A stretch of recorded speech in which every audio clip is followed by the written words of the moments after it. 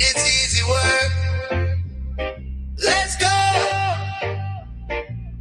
Oh, yeah. Step into the rhythm. Feel the fire burn with the truth on our side. Watch the world turn. Turn down to the wayside. We always try with faith. It's easy work. With the most high on our side. 12 tribes, information for Israel. We fight up by our power. We are Yeshua, we kill. No battle's too tough when you got the promised land. Yeah. Wake up in the morning, feel that blessed light. Got my brothers with me and we ready to ignite. Hustle in our veins, unity so bright. Like the stars in the sky, we shine through the night. Easy is the path when you're walking with grace. Faith in our hearts can no one replace. Mountains may rise but we won't back down. We rise up together, wearing the crown. Come about, restart the king. It's easy work. With the most high on our side. 12 tribes, information for Israel. We fight over Yahweh's power. We are Yeshua, we kill. No battle's too tough when you got the promised land. With the most high on our side. 12 tribes, information for Israel. We fight over Yahweh's power. We are Yeshua, we kill. No battle's too tough when you got the promised land. Yeah. Feel the bass thumping in the world cheer. From the blacks to the crowd, now we're shifting gears. Spreading love, spreading light, it's a brand new vibe. Reggae to hip hop, it's the way we thrive. We ain't backing down, no fear in our souls. Easy works the mission, it's how the story unfolds. Underneath the sun with the clouds passing by. A family united, raising our rise high. Easy work, hear the call, how we rise. From the ashes we build, reaching for the skies. With every step forward, we dance in the beat. The rhythm of the night, moving our feet. It's easy work. With the most high on our side. 12 tribes, information for Israel. We fight over Yahweh's power. We are Yeshua, we kill. No battle's too tough when you got the promised land. Here work. With the most high on our side. 12 tribes, information for Israel. We fight over Yahweh's power. We are Yeshua, we kill. No battle's too tough when you got the promised land. Here work. From the shores to the mountains, we own this space. With our minds on the mission, every challenge we face. You can't stop the movement, it's our time to shine. Linking arms together as we rise and climb. Haters gonna hate, but we're here to uplift. Take a leap of faith, let the spirit be our gift. From the pain of the past to the joy in our heart, we're painting a vision, it's a brand new start. So let's dance to the rhythm, let the music flow. Easy work together, we let the whole world know. With our heads held high in this beautiful land. Easy work, love and unity, forever we stand.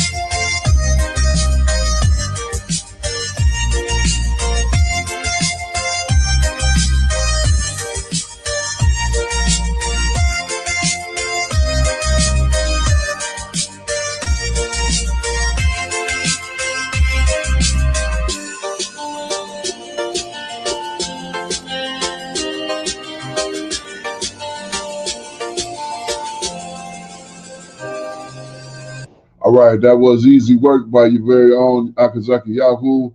As always, I'm giving all praises, honor, and great esteem unto the Most High Power, Yahuwah Bashem Hamashiach, Yahushua, and to the 12 tribes of Israel who are scattered to the four quarters of the earth.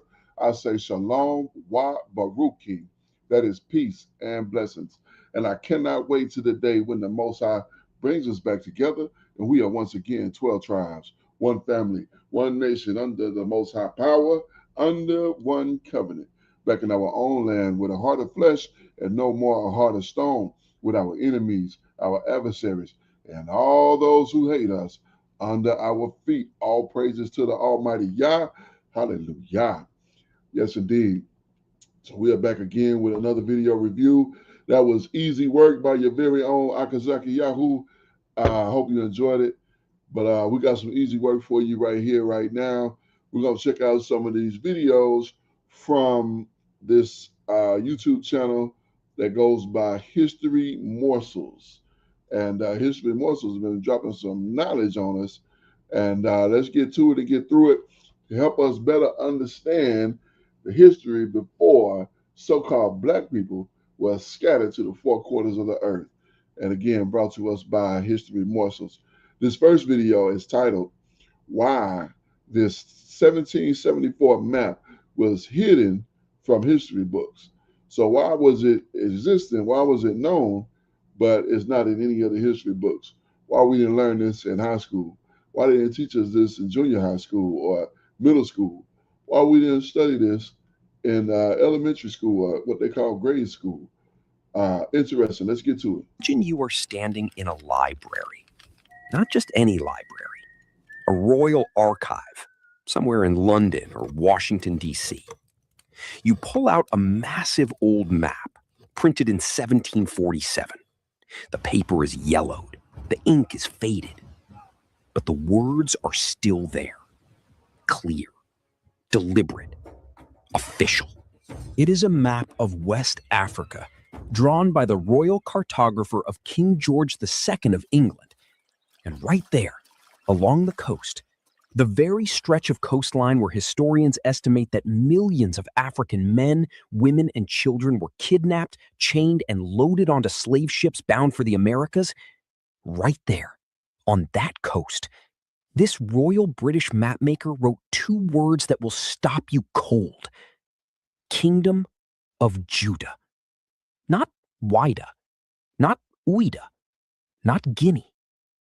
Judah, as in Judah, as in the ancient Hebrew tribe of Judah, as in one of the 12 tribes of Israel, written directly on a map of West Africa in 1747 by a man who worked for the King of England. Yeah. Kingdom of Judah. They put Judah. Juda. I've seen these maps. I've seen pictures of them. And yeah, it's real. That's who it was. That's what it was. You get into the research of it. He's going to go into the history. Let's continue. Now, before you scroll away, I need you to stay with me for just 60 more seconds. Because I know what you might be thinking. That is probably just a spelling mistake. Or a translation error. And that is exactly what I thought too. At first. But here is the thing. This man, Emmanuel Bowen, was not making spelling mistakes. His maps were used to run an empire. His maps were used by merchants, by admirals, by politicians. His maps had to be accurate, or ships would sink, and fortunes would be lost. So the question is not, did he make a mistake? The real question is, what did Emmanuel Bowen know in 1747 that we have somehow forgotten today? Stay with me. Because by the end of this video, you are going to look at the history of the slave trade in a completely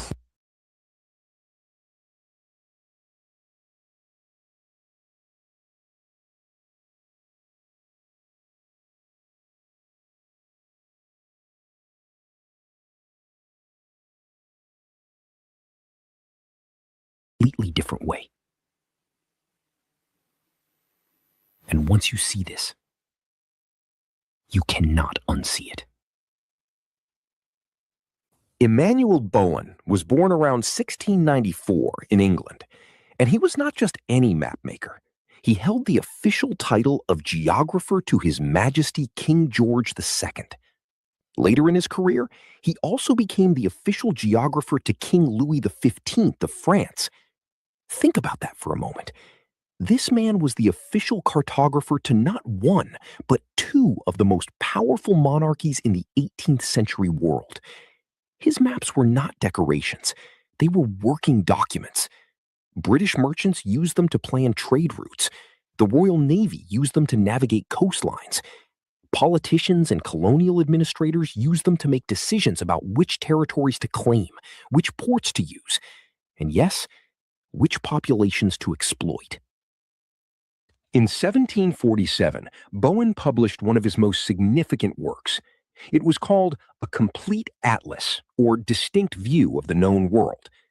This atlas contained detailed maps of every continent, every known coastline, every major kingdom and territory that European powers had documented at that time. And on the map of West Africa, specifically on the section covering the area the Europeans called the Slave Coast, Emmanuel Bowen wrote, Kingdom of Judah. Now, I want you to really think about this.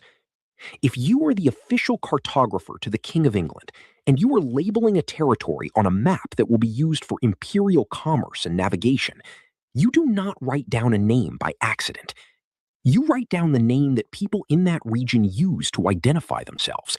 Or you write down the name that your sources, explorers, merchants, sea captains, missionaries, consistently reported back to London.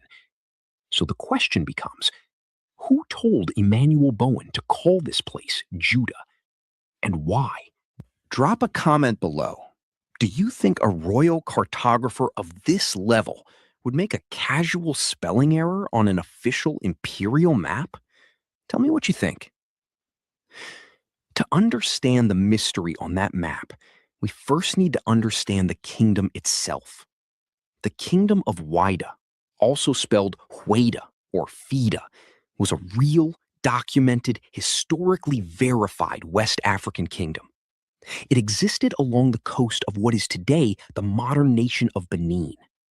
At its height in the late 17th and early 18th century, the Kingdom of Wida was one of the most active trading ports on the entire West African coast. European traders, French, Portuguese, English, Dutch, all competed fiercely to establish trading posts there. The kingdom had a sophisticated political system, a royal court, a standing army, and complex trade networks stretching deep into the interior of the continent. In 1727, the Kingdom of Wida was conquered by the neighboring Kingdom of Dahomey, a powerful inland empire that then took control of the coastal slave trade.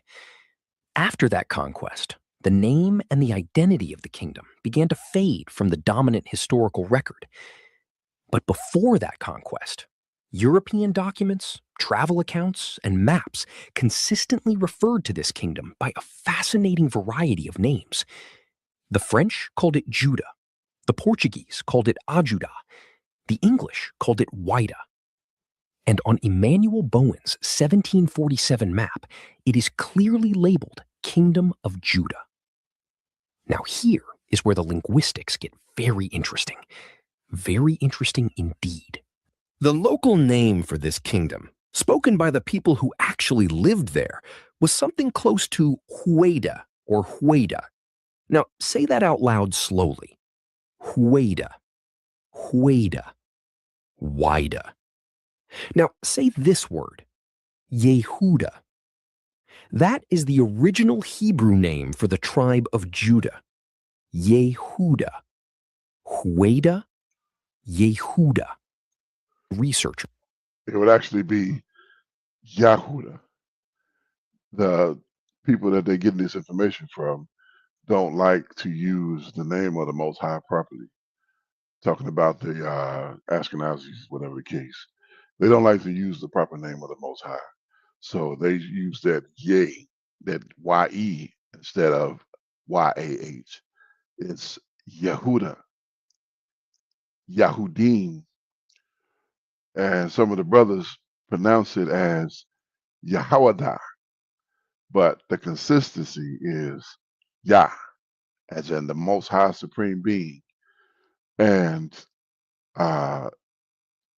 the term of Yehuda actually means praise Yah. Yehuda is to praise. And of course, the Yah is praise Yah. So let's continue here. Including some working within mainstream African history, have noted the phonetic similarity between these names and have asked whether that similarity is coincidental. And here is what makes this question even more fascinating. It is not just the name. Because when European travelers and missionaries arrived in the Kingdom of Wida in the late 1600s and early 1700s, they wrote detailed observations about the customs and practices of the people they found there. And some of those observations were unexpected. A French missionary writing in the early 1700s documented that the people of this coastal kingdom practiced male circumcision as a widespread cultural rite. Several European accounts noted that these communities observed dietary restrictions, specifically avoiding pork. There were documented ceremonial washing rituals and purification practices observed among certain groups in the region. Now, circumcision, dietary restrictions, purification rituals. If you know your Old Testament, your Torah, your book of Leviticus, you recognize those practices. They are central to ancient Hebrew and Israelite religious law. So here is the question I want you to sit with. Is it possible that a population living on the West African coast in the 1700s was practicing cultural traditions that had ancient Semitic or Hebraic origins? Absolutely. Certainly, yes, indeed. The population on the west coast of Kebulon were practicing Hebrew Israelites custom and traditions. So yes, that is effectively true. So imperative for them to break you free, break you out of your historical understanding when they brought you to this place. They taught us English. They made us uh, deal in the manner that they deal with. Why is that? Because they wanted us disconnected from the history that we had. Was that history important? Absolutely. That's why when you ask our people here and now, they can't tell you anything about their history before, because it was paramount to the people, to the captors, to make the captives forget. Let's continue. And could that be why European map makers, who would have recognized those practices through their biblical education, consistently labeled this kingdom with a name that sounded remarkably like Judah? This is a genuine historical and anthropological question, and it deserves a genuine historical investigation. What do you think? Drop a comment. Is this a coincidence, or is there something deeper here? I read every single comment. Now let us go back to the Bowen map and look at it more carefully, because the name Kingdom of Judah does not exist in isolation on this map. Around it, you can see other labels: Guinea, the Gold Coast, the Slave Coast, Negro Land. And this is where the geography becomes extremely revealing.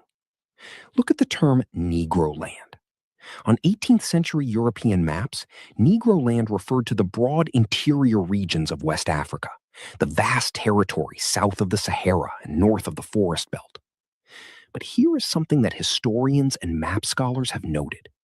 On many of these early European maps, including Bowen's, there is a clear distinction made between Negro land to the interior and the coastal kingdoms with their own specific identities. The coastal zone, the area of the Slave Coast, was treated differently. It had named kingdoms. It had political entities with their own identities.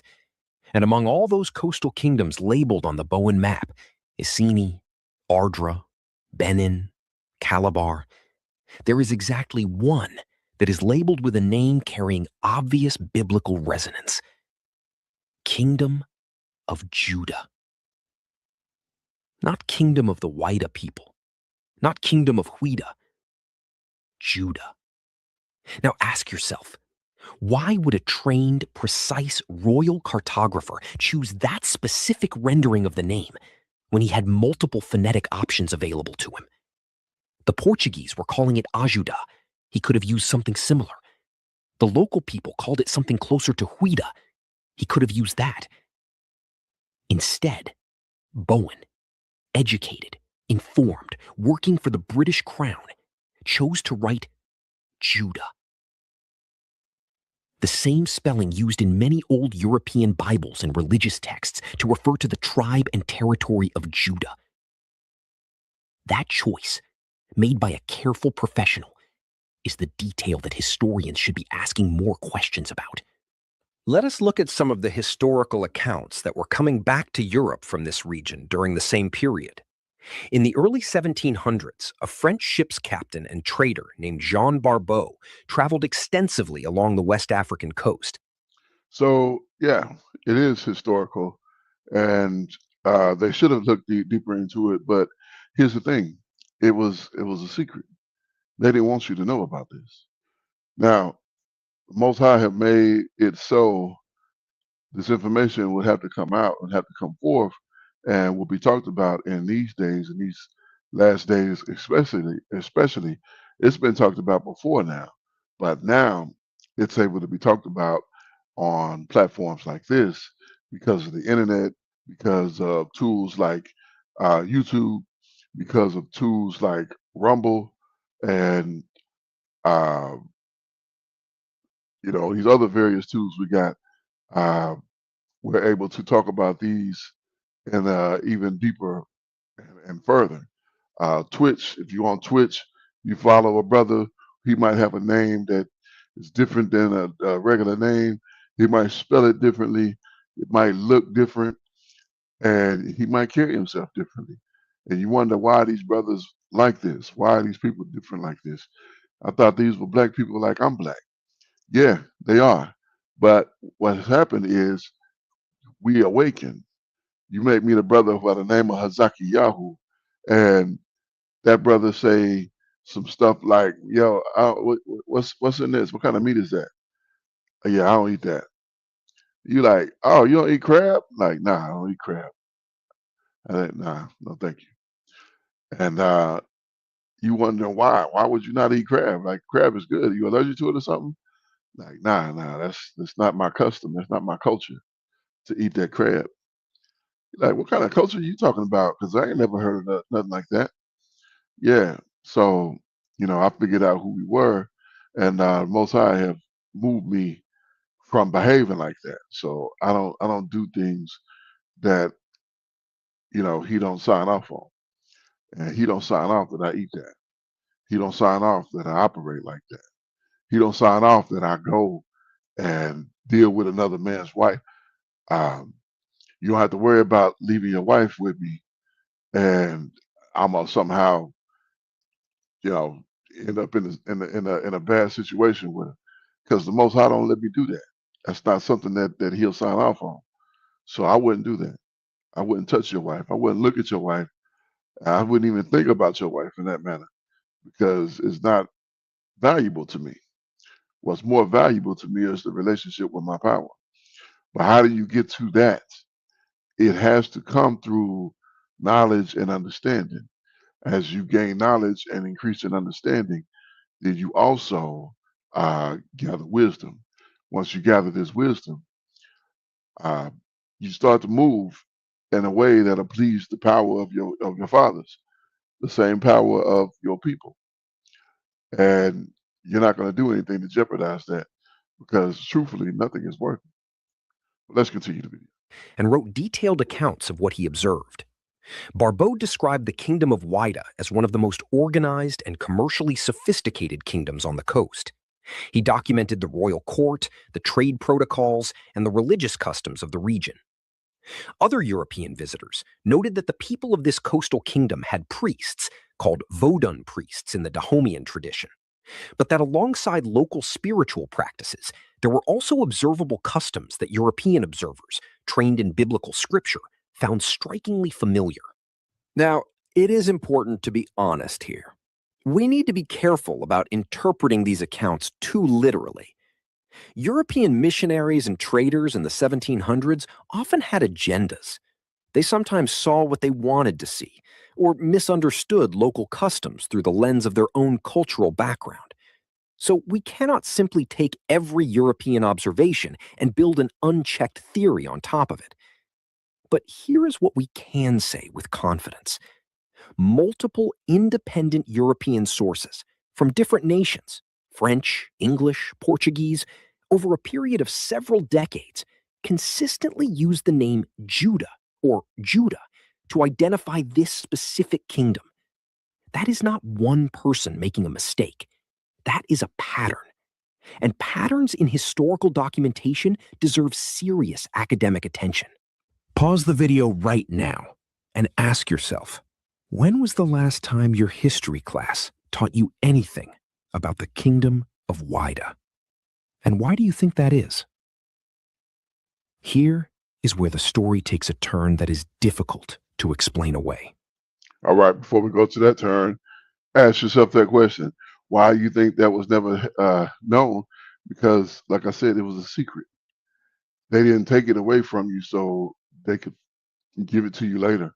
The plan was for you to never find this out because they never wanted you to know that you are these people, that this is your responsibility, that the reason that you're over here is because you sin against your power, and your power have taken away his ability from you. So because he have taken away his ability from you, so that means that you are unable to what? Defend yourself? Yes. That's why they were able to take you down, put you on ships, and scatter you to the four quarters of the earth. And scattering you to the four quarters of the earth, now you're weakened. Because as a kingdom of Yehuda, or a kingdom of the southern kingdom, you had a lot more ability, a lot more strength, a lot more camaraderie when you was behaving properly. But now you're scattered. Some of you here, some of you there, some of you over there. I'm here in Indiana, southern Indiana. You know, there's a very few brothers here, and even fewer who try to walk in the way of righteousness. So yeah, that weakens you. That keeps you weak. That keeps you easy to deal with, easy to manage. So why would they want to risk that? They wouldn't. But let's get back to the video. If you look at maps of West Africa from the 1600s and early 1700s, from multiple European nations, you will find the name Judah or Judah appearing consistently for this coastal kingdom. French maps, Portuguese charts, British imperial maps like Bowen's, all of them use some version of that name. But then, as you move into the late 1700s and especially into the 1800s, something changes. The name begins to disappear. By the mid-1800s, most maps and colonial documents refer to this location simply as Wida, a phonetic rendering that sounds similar to the local pronunciation, but has completely lost the biblical resonance of Judah. The kingdom itself, of course, had been conquered by Dahomey in 1727, so its political identity had already been erased.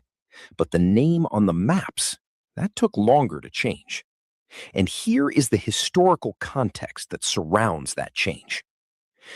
The 19th century was the era of what historians call scientific racism, the attempt to use emerging scientific theories to justify racial hierarchy and colonial domination. It was the era when influential thinkers began arguing that African peoples had no meaningful history, no great civilizations, no complex religions or cultural systems of their own. These arguments were used to justify the continued exploitation of African people and their lands. Now, think about what it would mean for those arguments if it became widely known that the people being enslaved and transported across the Atlantic were, by many historical accounts, a population with ancient Semitic cultural traditions. A people whose kingdom had been labeled Judah on royal maps for over a century. A people whose customs bore documented similarities to the laws recorded in Leviticus and Deuteronomy. If that story became the dominant narrative, the entire ideological justification for the slave trade and colonialism would have been in serious trouble. Because you cannot simultaneously claim that a people have no history, no religion, and no civilization, while also acknowledging that European cartographers were calling their kingdom Judah well into the 18th century. I am not telling you what to conclude from this. I am telling you that the historical timeline, the appearance and then the disappearance of the name Judah on Western maps aligns very uncomfortably with the rise of ideologies that required African history to be erased. That alignment is worth discussing. It is worth researching, and it is worth asking about. Comment below. Do you think this name change was purely linguistic and accidental? Or does the timing tell a different story? Let me know what you think. Now, let me be clear about something important. This is not a settled question in mainstream academic history. Most historians who specialize in West African history and the Atlantic slave trade will tell you that the name Wida and its variants, including Judah and Ajuda, are simply different European phonetic interpretations of the local Haida people's name for themselves. That is the mainstream academic position, and it is a reasonable position. Languages get transliterated differently by speakers of different languages. A French speaker and an English speaker hearing the same African name will often write it down very differently. So the name Judah may simply be how French and Portuguese traders heard and wrote down Haida. That is one explanation. But here is what that explanation does not fully address. Even if the phonetic similarity between Haida and Yehuda is coincidental, the documented cultural practices are still there in the historical record. The circumcision practices, the dietary patterns, the purification rituals, these are documented by multiple independent European sources. And there is a growing body of serious academic research, including work by scholars at African universities, exploring the possibility that some West African populations had ancient cultural connections to Semitic and Middle Eastern traditions, transmitted through centuries of trans-Saharan trade, migration, and cultural exchange. The idea that ancient Hebraic or Israelite influences could have reached sub-Saharan Africa through those ancient trade networks is not a fringe theory. There are peer-reviewed academic papers discussing exactly this possibility. The Beta Israel community of Ethiopia, the ancient Jewish community there, proves beyond any doubt that Israelite cultural and religious traditions did reach deep into sub-Saharan Africa in ancient times. So the question of whether similar influences might have reached West Africa is a legitimate one. It simply has not received the mainstream academic attention it deserves. And that, arguably, is a story in itself. I want to hear from you right now. Do you think mainstream history has done a good job of investigating the cultural origins and identities of enslaved African populations? Comment your honest answer below. Absolutely not.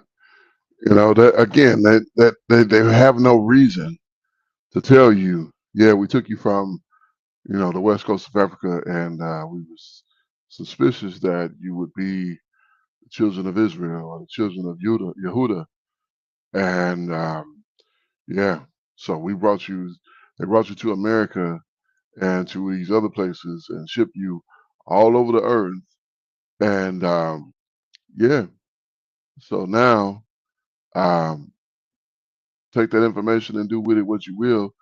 Because if you understood that, if you understood what that meant, that literally means that by returning to the Most High in spirit and in truth, keeping His laws, His statutes, and His commandments, walking in His ways, He guarantees restoration for His people.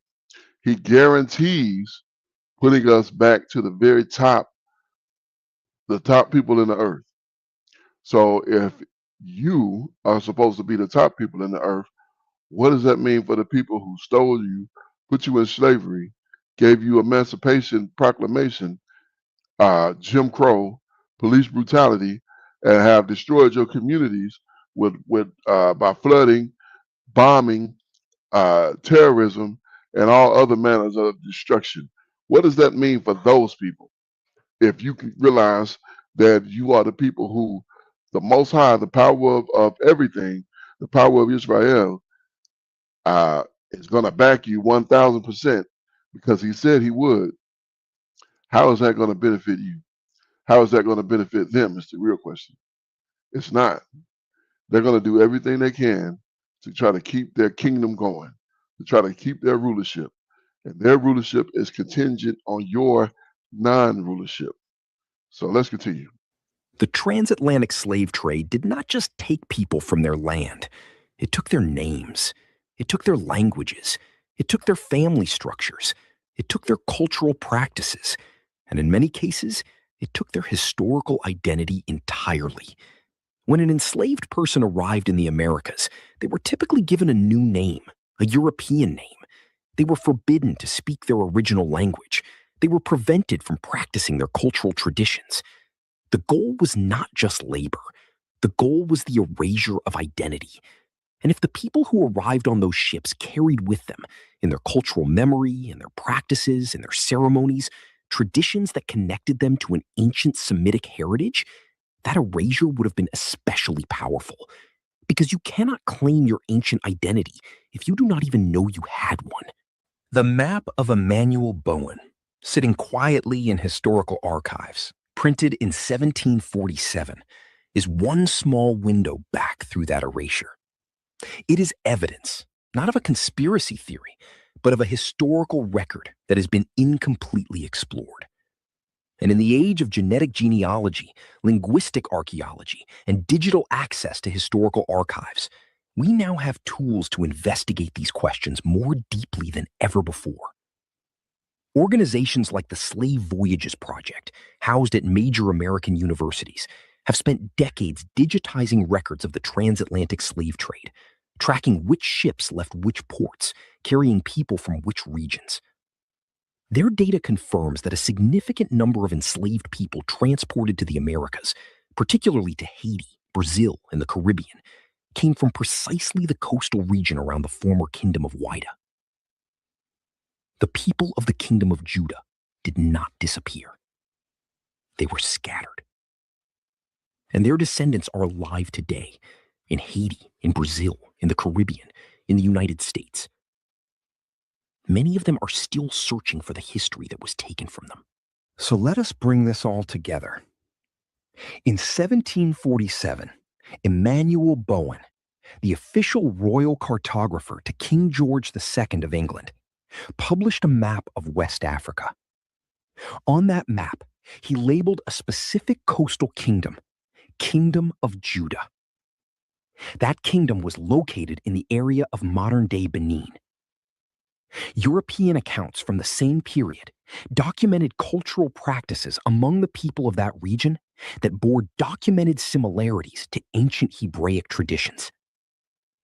The name Judah appeared consistently on French, Portuguese, and British maps for over a century. And then, in the 19th century, as colonial ideologies demanded that African peoples be portrayed as having no history and no identity, that name quietly disappeared from Western maps. Now, I am not asking you to accept any single interpretation of what all this means. I am asking you to do something simpler than that. I am asking you to look. Look at the Bowen map. It is real. You can find it in historical archives and digital libraries right now. Look at the historical accounts of the Kingdom of Wida. They are real, written by real European travelers in the 1700s. Look at the data from the Slave Voyages Project. Real, academic, documented. And then ask yourself the question that historians should have been asking loudly for decades. Who were the people of the Kingdom of Judah? Where did their cultural traditions come from? And what happened to those traditions when those people were scattered across the Atlantic world? The map is still there. The ink is still clear. And the question has never been more urgent. Look at that map one more time. If you could look into the faces of the people who once lived in the Kingdom of Judah, the men, women, and children who built that civilization along the West African coast. What do you think you would see? I'd see that I'm looking into a mirror. That's what I would see. And I understand these things that a lot of my people do not. A lot of my people occupy in empty space and call themselves proverbs and bywords. And the Most High have awakened us, have awakened me, and it's showing a lot of us what's real. What do you think history has been keeping from you? The truth. Comment the truth below if you believe that the history of enslaved Africans deserves deeper, more honest investigation. And if you found this video meaningful, share it with someone who needs to see it. All right. So we're sharing it. I'm sharing it with everybody who will check out my channel. So praises to the Most High. I don't know who this History Morsels is, but they definitely put out some interesting information and get people looking and thinking about some things. So let's continue this same sentiment. Why Portugal spent 100 years searching for Yehuda and Kepulon. I know what it say. I'm saying it properly. Why Portugal spent 100 years searching for Yehuda and Kepulon. Here we go. Before you scroll past this, I need you to stay for just 60 seconds because what I'm about to show you changes everything you thought you knew about the slave trade. Not a little, everything. Most people think the transatlantic slave trade was about one thing: cheap labor, millions of African bodies shipped across the ocean to build plantations and economies. That is the story every textbook tells, and that story is only half true, because there is another layer, a layer that powerful institutions spent centuries trying to bury, a layer hidden inside a document, a real physical document that was locked away in a Portuguese royal archive for over 400 years. And when researchers finally cracked it open, they didn't find a shipping manifest. They didn't find a labor contract. They found a list, a hit list, with names, with bloodlines, with specific African kingdoms marked for destruction. Not because of their land, not because of their gold, but because of who they were descended from. Stay with me, because by the end of this video, you are going to see the African continent and the history of slavery with completely different eyes. Let's go back, way back, to the early 1500s. Most Americans, when they picture Africa at this time, picture a continent of isolated villages, no kingdoms, no written records, no organized power. That image is not history. That image is propaganda. In the early 15th century, West and Central Africa was home to some of the most sophisticated political structures on the planet. The Kingdom of Benin in present-day Nigeria had walls that archaeologists now estimate were 4 times longer than the Great Wall of China. The Mali Empire had already produced Mansa Musa, a king so wealthy that when he made his pilgrimage to Mecca in 1324, he accidentally crashed the gold market of the entire Mediterranean world just by spending his own personal money. The Songhai Empire had universities, real universities. In Timbuktu, scholars were studying astronomy, law, mathematics, and theology, while Europe was still burning people at the stake for asking the wrong questions. This is the world that the Portuguese sailed into, and here is what most people do not know. The Portuguese were not the first Europeans to arrive, randomly stumbling upon Africa. They were sent, with specific instructions from the highest levels of the Catholic Church and the Portuguese crown. And those instructions were not simply, "Go find people to work our fields." The instructions were far more specific than that, and far more disturbing. To understand what the Portuguese were doing, you have to understand who Portugal was. In 1492, Spain expelled its Jewish population in what became known as the Alhambra Decree. Hundreds of thousands of Sephardic Jews were forced out. Many fled to Portugal. Many converted under pressure. All right, so just so we clearly understand this, because some of this language can be tricky. He said Jewish population. No, that is incorrect. There was no Jewish population expelled. The population that were expelled from Portugal and from Spain were Hebrew, Israelite population. That's who was there. That's who lived there. That's who operated there. And that's who the transatlantic slave trade law was written for. The law of the transatlantic slave trade came from the ruler, the king of Portugal. He wrote it. One of my elders found the document, and he put it out for us to understand. So it's out and it's available. You can find it and you can read it. It's on one of my past videos I reviewed. But no, you can't. It wasn't Jewish people. It was Israelite people, Hebrew Israelites, Yahudim, Yahawadah. These were the people who he wanted brought back, or he wanted captured, or he told the people that they could find them and take half of their stuff and bring the other half to him. That was the instruction that was given uh, by that particular ruler about those particular people. And those weren't Jewish people. Those were Hebrew Israelite people. So let's continue. Many scattered across North Africa and into sub-Saharan Africa over the following generations. This is documented history, not conspiracy. The descendants of those scattered communities brought with them something the Portuguese crown became obsessed with tracking: bloodlines, specifically bloodlines connected to the ancient tribe of Judah. Now, let me be very clear here. This is where history gets complicated, and I want to be careful and accurate. I am not making a claim about religion. I am not making a claim about race. I am presenting what historians and archaeologists have documented, which is that the Portuguese crown in the 15th century was deeply invested in locating, cataloging, and in some cases eliminating specific royal and priestly lineages that had survived from ancient Near Eastern communities and had migrated into sub-Saharan Africa over centuries. Right. So understanding exactly what we're looking at here. This was a historical context that existed in the Yahudim. So he says the tribe of Judah. It was not the tribe of Judah. It was the kingdom of Judah, the kingdom of Yehuda.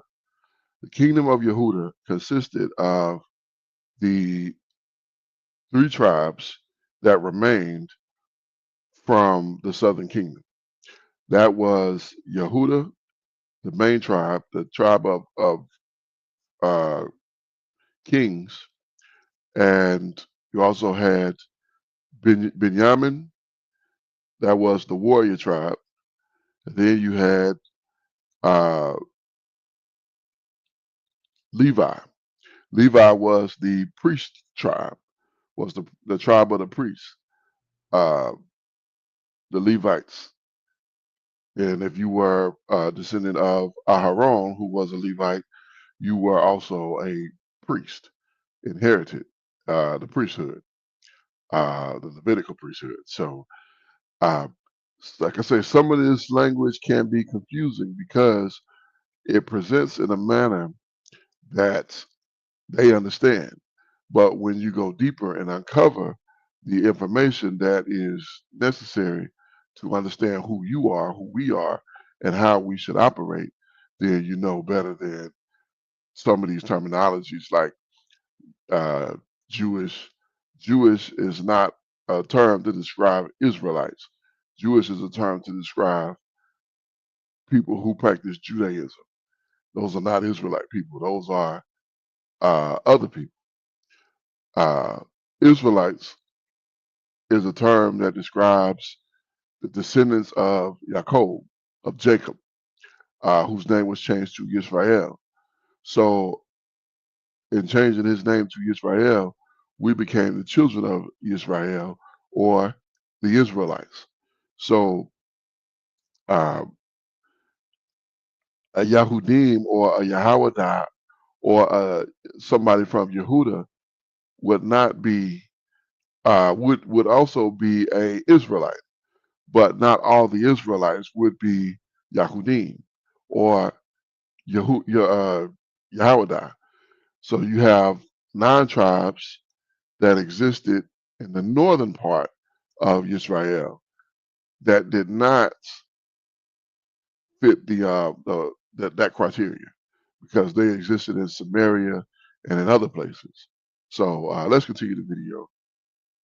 The reasons they gave were religious and political. The methods they used were devastating, and the evidence is written down. Now let's talk about the document itself. And here I want to be precise, because this video deals with real historical research, not folklore. Portuguese colonial archives, particularly those housed in the Arquivo Histórico Ultramarino in Lisbon, contain thousands of documents from the 16th century that have never been fully translated into English and have never been made accessible to mainstream audiences. Among these documents are royal dispatches called regimentos, which were detailed instruction sets given to Portuguese captains before they departed on voyages along the African coast.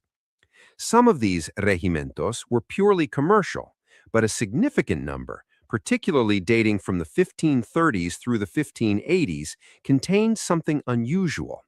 They contained ethnographic intelligence, meaning the Portuguese crown already had information about specific communities, specific lineages, and specific religious structures within African kingdoms before the ships ever left port.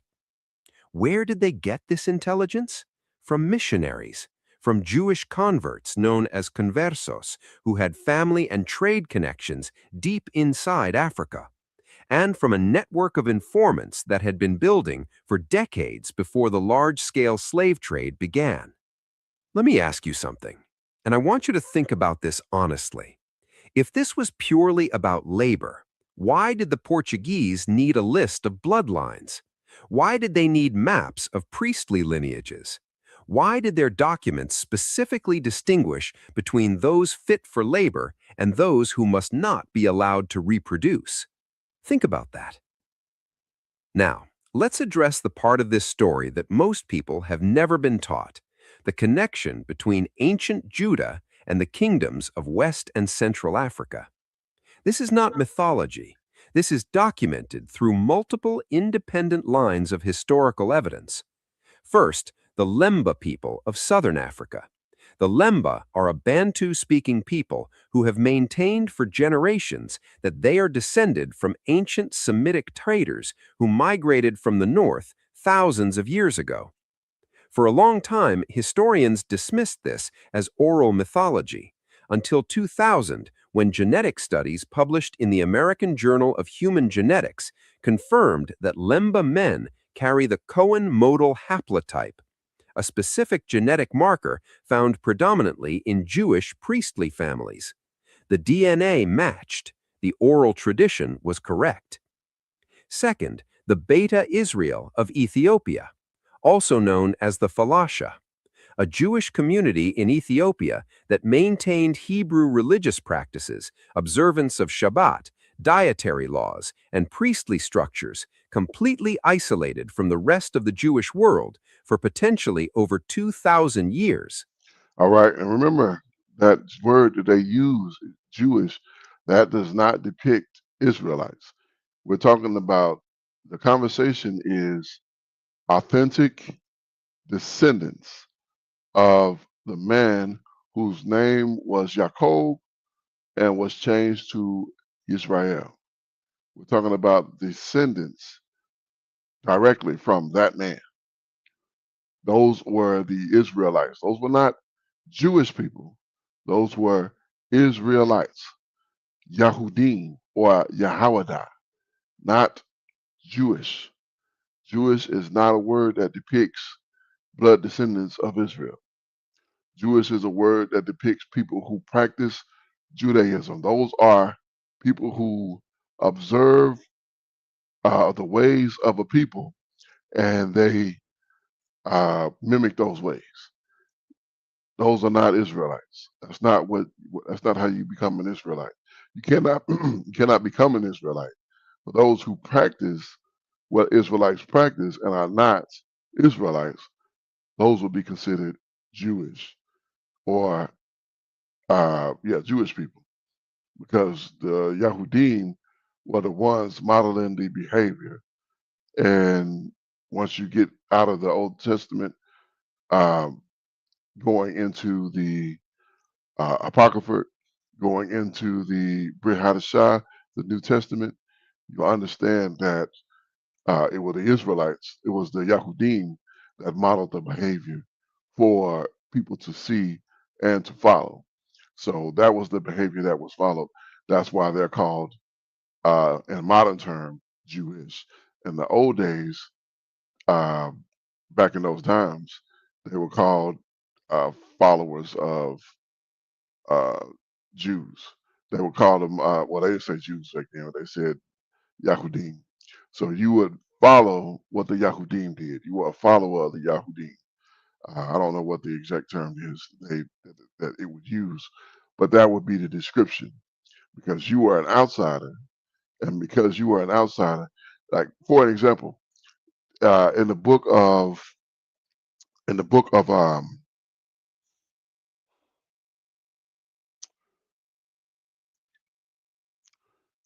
so during the time of Mordecai, he had Hadassah, uh, his cousin. She was married to the king of I can't remember the name of that country. It was after Rome, not Rome. My goodness, it was after Babylon. Uh, the Persia, king of Persia. She was married to the king of Persia, and because she was married to the king of Persia, she um, she wasn't known as an Israelite. She was known as just a woman who was married to the king. So when Mordecai got elevated to the position of prominence, what happened is the fear of the Yahudim fell on all the people around, because he destroyed his enemy, who was Haman. Haman was an Edomite. So he destroyed Haman and hung him on gallows, him and his family. And because they saw the power that the Yahudim had, as the Most High had given them great abilities to conquer the enemies, the people became fearful and decided that they would join with or combine with the Yahudim. So they began to follow the ways of the Yahudim. And they did that because they were fearful, because they were afraid. So they were followers of the Yahudim. They were, in modern terms, they would be called, the term would be Jewish, because they were follower of the modern term Jews. Uh, but we were never called that, because that's not a Hebrew term. That's a term from another language, not from the Hebrew term. So, but let's get back to the video. It's just about to wrap on this one, then we'll go to the next one. Their origin is still debated among scholars, but their existence is not. Third, and this is where it gets deeply interesting, historians have documented that certain West African kingdoms, particularly in the region of present-day Nigeria, Benin, and Ghana, maintained religious and legal codes that showed striking structural similarities to ancient Hebrew law. Circumcision practices, new moon festivals, priestly castes with hereditary roles, purification rituals that mirror those described in ancient texts. Now, I want to pause here. I am not telling you what to believe about where these practices came from.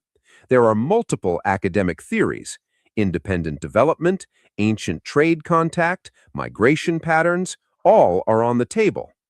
What I am telling you is this: the Portuguese crown believed these connections were real. They documented those beliefs, and they acted on them.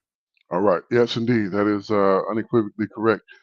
And that book is the book of Esther. You can read the book of Esther. You can read the extensions of Esther in the Apocrypha. There are more to that book, but that's where you'll learn about Mordecai and how he was operating, dealing with his enemies and serving his power, and his power promoting him, elevating him. And guess what? He used the king of Persia to do that. He used the Persian king to elevate Mordecai, put Mordecai in charge. Same way he used the king of Mizraim to promote Joseph. Joseph was promoted by the king. The Most High didn't come down off his throne and promote Joseph in front of the world. He used the most powerful man in Mizraim in the world to promote Joseph. Gave Joseph second in command of the entire nation of the Mizrahites. Same thing happened to Mordecai. The Persian king promoted him to second in command under himself. Gave him all the honor and glory that he himself possessed. Even gave him some of his own ring, his own horse. I believe he gave him. It's all in there. You can read it. But let's get back to the video. I'm stopping too much, talking too much. So Before I go further, I want to know what you think. Drop in the comments. Did you ever learn any of this in school? Because I didn't, and I have a feeling neither did you.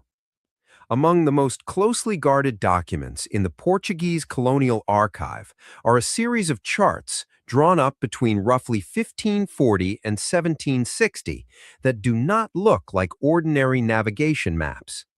Ordinary navigation maps of this era showed coastlines, currents, and port depths. These charts showed something different. They showed the interior of Africa divided not by geography, but by genealogy. Specific regions were labeled with terms that historians have identified as references to tribal lineages. Certain communities were marked with what researchers have translated as "of the old blood," a phrase that appears repeatedly in correspondence between Portuguese governors and the royal court. Other communities were marked with phrases indicating they were considered religiously dangerous, meaning their priestly or royal authority was seen as a direct ideological threat to Portuguese Catholic expansion. And the communities marked as most dangerous were consistently located in the same zones that experienced the most violent and targeted slave raids in the following decades. Not random coastal raids, targeted. Interior expeditions, going hundreds of miles inland, past easier targets to reach specific villages, specific families, specific lineages. Now let me ask you a question that no textbook will ask. If you were hunting for labor, why would you march past dozens of coastal villages to travel deep into the jungle for a specific group of people? You wouldn't, unless you weren't hunting for labor, unless you were hunting for something else entirely. Let's be precise about how this worked, because this isn't just theory, this is documented in the mechanics of the trade itself. Historians have long noted something puzzling about the earliest phase of the Atlantic slave trade, particularly the Portuguese phase from roughly 1441 to 1600. The pricing structure didn't make sense if this was purely about labor. Certain categories of enslaved people commanded prices 10 to 20 times higher than others, not because of physical strength, not because of agricultural skill, but because of what the Portuguese documents called qualidade, meaning quality or character, which historians have traced to mean lineage and social rank. Why would a plantation economy pay a premium for social rank? Plantations don't care about titles.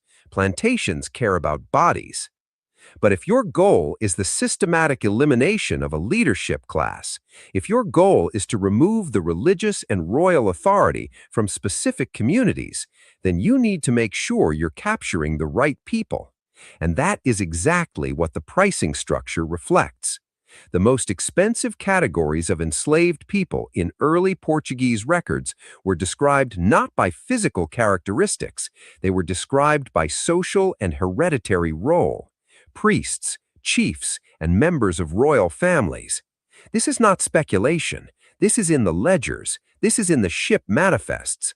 Historians have had this data for decades. The question is, why isn't it in the textbooks?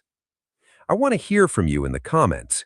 Do you think the suppression of this information is accidental, or do you think it's deliberate? No wrong answer. This is exactly the kind of question historians fight about. Let me know where you stand. Now let's go deeper, because to understand why Portugal was so specifically focused on African bloodlines and priestly lineages, you have to understand the ideological framework of 1500s Catholic Europe. This was the era of the Inquisition. All right, let's pause there real quick. I Googled that information, and I wanted to share on this video what we're looking at here. So, in the AI overview, we get this. I Googled the order of the king of Portugal to begin the transatlantic slave trade. All right, the transatlantic slave trade did not begin with a single sudden order by a Portuguese king. Instead, the Portuguese monarch began with King Alfonso V in the 1450s and the expansion of the King John III in the 1520s gradually built and authorized the trade over decades. So yeah, so it started in one place and began in another place. I was wanting this to give me that historical context that told it about the Yahudim, but it's probably not going to share that. I'll have to get that off the video, and I don't know the document that the elder used when he put that information out, but it was shared with us. Basically, in order that the Yahudim could be captured and sold, and that they just had to split whatever they had in with themselves, with the king. So what they had, they could keep half, and the other half they had to give to the king. That was the specifics of that document. So let's get back to the video, and we'll go from there. Here we go. The era of limpieza de sangre, which translates literally as purity of blood. This was an actual legal doctrine in Spain and Portugal that determined a person's rights, religious standing, and social status based on their ancestry. If you had Jewish or Muslim ancestry, even generations back, you were suspect. You could be investigated. You could lose property. You could be imprisoned. Now take that same obsession with bloodlines and religious authority and point it at Africa, at communities that maintained ancient religious traditions, at priestly lineages that the Portuguese believed were descended from the very same source that their own Inquisition was trying to eradicate in Europe. Suddenly, the picture becomes very different. This wasn't just economics. This was a continuation of a religious campaign, a campaign that had already expelled Jews from Spain, already forced conversions across Portugal, already burned manuscripts in Granada, and was now extending itself across the ocean into Africa, targeting communities that the Portuguese crown believed carried the same dangerous bloodlines and the same dangerous religious authority. The historian Yosef Chaim Yerushalami, in his landmark work on Sephardic history, documented the remarkable survival of Judaic practice across scattered communities across Africa and the Americas. He did not frame this as mythology, he framed it as historical tragedy, the deliberate hunting and erasure of communities precisely because of their cultural and genealogical identity. That is the context within which the 1550 Portuguese documents must be read. Let's name some of the specific kingdoms that historians believe were directly targeted. First, the Kingdom of Nri, in present-day southeastern Nigeria. Nri was one of the oldest and most sophisticated kingdoms in West Africa, and unusually, it was led not by a warrior class, but by a priestly class. The Eze Nri was a spiritual king, a ritual authority, whose power came not from military force, but from religious legitimacy. Nri had an explicit prohibition against slavery within its own borders, documented by anthropologists, and its priests were known across a wide region as the ultimate arbiters of ritual purity and social order. This kingdom was systematically targeted in some of the most violent slave raids of the 16th and 17th centuries. The anthropologist M.A. Onwejogwu, in his 1981 study of the Igbo Ukwu civilization, documented that the destruction of Nri's religious infrastructure correlated almost precisely with the escalation of Portuguese slave raids in the Niger Delta region. Second, the Kingdom of Congo. Now, the Kingdom of Congo is better documented in Western history because it actually had diplomatic relations with Portugal. But what is rarely taught is that within the Kingdom of Congo, there were specific priestly clans known as the Nanga, whose authority the Portuguese found particularly threatening, not politically, religiously. Portuguese Jesuit missionaries wrote extensively about the difficulty of converting Congolese communities because the existing religious authority was too deeply entrenched, too organized, too legitimate in the eyes of the people. And the records show that the targeting of specific Nanga lineages was discussed at the highest levels of Portuguese colonial administration, not just as a religious inconvenience to be preached away, but as a political problem requiring a more permanent solution. Third, the Kingdom of Dahomey in present-day Benin. Dahomey is often taught in American schools as a kingdom that participated in the slave trade, and this is true. But what is rarely taught is what was happening inside Dahomey before and during that participation. Historians have documented that Dahomey's royal lineage maintained traditions including royal naming ceremonies, purification rites, and ancestral veneration practices that showed remarkable structural parallels with ancient Near Eastern religious traditions. Whether those parallels came from ancient contact, from shared human religious development, or something else entirely is genuinely debated. What is not debated is that the Portuguese were intensely interested in mapping and controlling those religious structures. Here's a question I want you to sit with, and please debate this in the comments because historians genuinely disagree here. If West African kingdoms maintained religious and legal structures similar to ancient Hebrew traditions, is that more likely because of ancient migration and contact, or independent development, or something else? Tell me what you think. This is the kind of question that archaeologists and historians are actively arguing about right now. I want to know where you land. Now let's talk about why this story is not in your history textbook. And I want to be fair here. There are multiple reasons, and not all of them are sinister. Reason 1, language barrier. The vast majority of Portuguese colonial documents have never been translated into English. The archive in Lisbon contains tens of millions of pages of documents.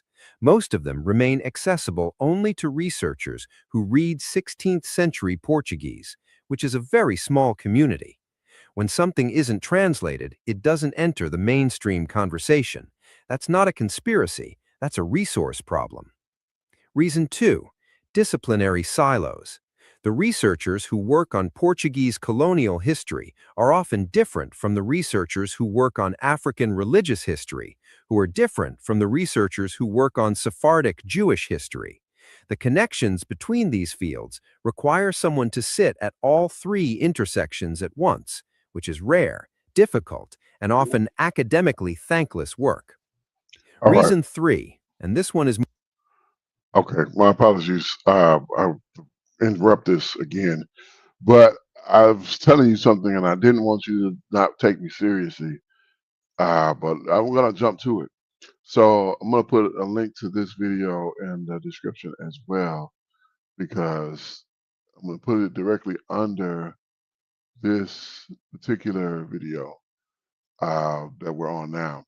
Now, this is the video that I was telling you about where one of my elders was giving us the information about the transatlantic slave trade and the order that was given to begin it, get it started from the king of Portugal.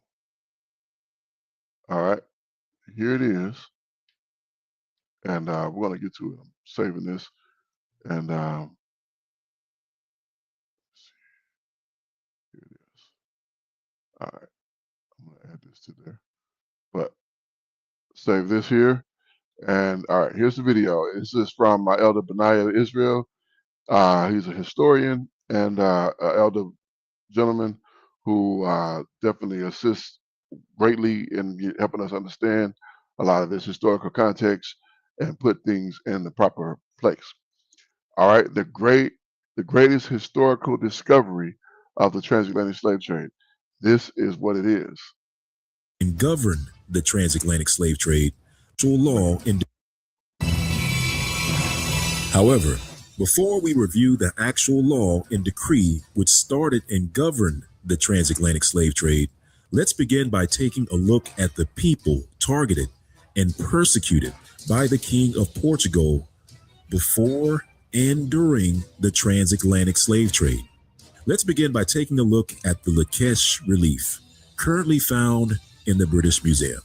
You can find the relief by opening your web browser and in your Google search bar, type British Museum Lakesh relief.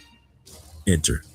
And in your results, find the result which contains museum number 124911. That's museum number 124911. Select it. Now navigate to the bottom of the page and select the fourth picture from the left and zoom in to view the ancient tribe of Judah, depicted by the Assyrians who conquered the city of Lakesh. Notice that Judah is depicted with the short, nappy, woolly hair of the Negro. And now be careful of deceivers who would try to hide this truth by deliberately hiding the pictures of the nappy, woolly-headed Judah, and instead show pictures of a people with their head covered. Additionally, a mass grave site was discovered at the Lakesh site, which further validates the nappy, woolly-headed pictures of Judah etched on the walls of the Lakesh relief. As the following reference reads, it reads, Archaeology and Forensic Anthropology, the 701 BC time capsule of Lakesh. Skipping ahead, it reads, no ancient Judean DNA samples have ever been formally published, but we do have a time capsule of data from 701 BCE found at the Judean city of Lakesh in the form of a mass grave that was excavated there. A large mass burial was found dating to the 701 BC Assyrian siege and the conquest of Lakesh, when the Assyrians conquered and brutally murdered the civilian population and exiled the ruling class. The excavator, J.L. Starkley, observed that the skeletons were likely secondary burial, i.e., victims died somewhere else, decomposed, and were reburied here and piled into a disorderly fashion sometime after their death at the hands of the Assyrians during their conquest of Lakesh. Starkley estimated that 1,500 individuals were buried in this mass grave. From these skeletons, 695 skulls were sent to London, England for analysis. The bodies were those of men, women, and children. The Judean civilian population of Lakesh from 701 BCE or 2,710 years ago. And the next reference reads, and it reads, comparisons are made between Lakesh and 21 ancient Egyptian and allied series of skulls by the method of the coefficient of racial likeness, and a classification of the material is presented. The relationships found suggest that the population of the town in 700 BC was entirely or almost entirely of Egyptian origin. Very close connections with some contemporary Egyptian series being found. They show further that the population of Lakesh was probably derived principally from Upper Egypt or Southern Egypt. And the next reference reads, and it reads, the first report on Lakesh skulls included a thorough examination of pathology, metrics, artificial deformation, and epigenetic affinity. Utilizing craniometrics, Risden concluded that the group was very similar to dynastic Egyptian material. In fact, he stated that the entire population was of foreign origin, representing descendants of a group derived primarily from Upper Egypt or Southern Egypt. Skipping ahead, he concluded that the group was fairly heterogeneous, having close relationships to North African, Egyptian, and Nubian groups, thus lending support to an Egypto-Nubian presence. And as this article goes on to state that those Egypto-Nubians were not in fact foreigners, but were natives to the area. Now, these Egypto-Nubian sons of Judah were later taken to Spain and Babylon roughly 140 years later. As the following reference reads, it reads, "The Spanish Jews are the true descendants from the tribe of Judah and the royal house of David, and were settled in Spain from the time of the captivity of the first temple by Nebuchadnezzar."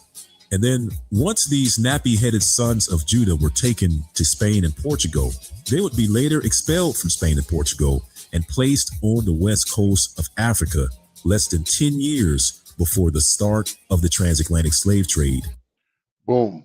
There that's not the evidence. We're going to follow the evidence, but he's giving you the information as to where it's going to come about. Now, I do want to give another caveat because, again, some of these words should not be used. Jewish is a word I despise, and it's not fit for the children of Israel. You do not call a Yahudim or Yahwadah Jewish. That's not okay. That's a ethnic slur. My elder here uses the term nappy. Nappy is a common term that we use here, but that is also a derogatory term to depict the hair, the woolly textured hair of the so-called Negroes or the Israelites. That term should not be used. The proper term would be woolly. That would be the best depiction or the best.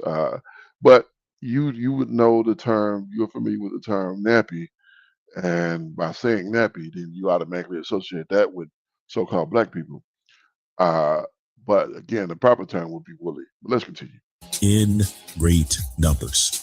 As the following reference reads, it reads, "For he sent new inhabitants who first settled in Guinea, next in Angola, and lastly on the island of St. Thomas, that so they might be better used to the air, that the said king sold all those Jews for slaves that refused to embrace the Roman religion, and caused their children to be baptized, from whom coming thither in great numbers, most of the present inhabitants were descended." These sons of Judah, transported to the west coast of Africa in great numbers, less than 10 years before the start of the transatlantic slave trade, were called by different names. They were called Lancados, Degradados, Tangamos, Portugalese, and they were also called Negroes. And so the sons of King Dawid multiplied and began to spread throughout West Africa. Before the first transatlantic slaves were sent from the west coast of Africa, the sons of King Dawid were well established. That is, until a series of historical events occurred that would change the world as we know it forever. First, King Manuel changed the trade policy for West Africa. Instead of using Lancados to conduct the trade, he switched to something else. And as a result, he no longer needed the Lancados. In fact, it meant that they were in the way. As the following reference reads, and it reads, "Things changed under King Manuel I. At the beginning of his reign, King Manuel did not lease trading rights with Gambia to Portuguese merchants or Lancados, as he did with the rivers of Guinea and Sierra Leone. And so once King Emmanuel changed the way he made his money, he no longer needed the brews. In fact, they were in the way. And so on March 15th, 1518, the year the first slaves were shipped directly from Africa to America, he sent Bernardino Gomez to orchestrate a massive manhunt of Lancados. And he used the newly created law of King Manuel to do it. As the following reference reads, and it reads, King Manuel also had further threats in store for those Lancados, who were already on the coast in large numbers. On the 15th of March, 1518, he commissioned Bernardino Gomez to sail to Guinea to superintend the removal of the Lancados. And the next reference reads, and it reads, the crown at first encouraged the policy of having Lancados in this region to facilitate commerce. Degradados sailed on the voyages of both Vasco da Gama and Pedro Alvarez Cabral. Da Gama took 12 Degradados with him and probably several in Southeast Africa. Once in place, it became clear that the Portuguese crown was unable to control them. In an effort to keep these regions free of non-Portuguese commercial activities, in 1518, the crown reversed the policy of creating Lancados. All right, so understand that when he uses this term Lancados, this is the term that they use for what's described as black in color, Portuguese as in location, and their ethnicity would be Yahudim or Yahawada. The term that they're documented in his book is Jews, because this is a term that they use to depict people who are Yahudim. Yahudim is, of course, a Hebrew term. Yahawada is a Hebrew term. When you say Jews, that's an English term. So that's why it's coming out the way it's coming out. So, but let's continue this video, because this is showing us exactly what we're missing here. And attempted to round them up. And the following reference reads, and it reads, finally, on March the 15th, 1518, he published a violent charter for which he sent a special ship commanded by Bernardino Gomez to the ports of Guinea with the mission of getting all the Christian Lancados who were there to board. Those who returned to Europe obeying this order would be forgiven as long as they paid the 10 cruzados along with half of their possessions or their farms. Those, however, who refused to embark and to leave the lands of Africa would be handed over to the African kings to be killed. The permit authorized Captain Bernardino Gomez to offer to the indigenous chiefs all the gifts that were necessary to achieve the delivery or the murder of those Lancados. It seems that these violent measures by Monarch Venturoso were intended to reach Jews and foreign adventurers who spread freely along the African coast. And so the law that was written just a few years before against the Lancados was now fully enforced. And a worldwide decree was given to all of Portugal's allies in Africa and abroad. And the message was clear. Go, hunt them down, and bring them to me, no matter where they are or how long it's been. Find them. I hereby authorize everyone to hunt them, to take all their possessions. You have my permission. You can keep half of their possessions. Just bring the other half to me. And bring them to me in chains. Bring them to the judges of Guinea as prisoners. And to all those looking for slaves, you can now purchase them from Africa, from the judges of Guinea, for they are now under the judgment of natural death.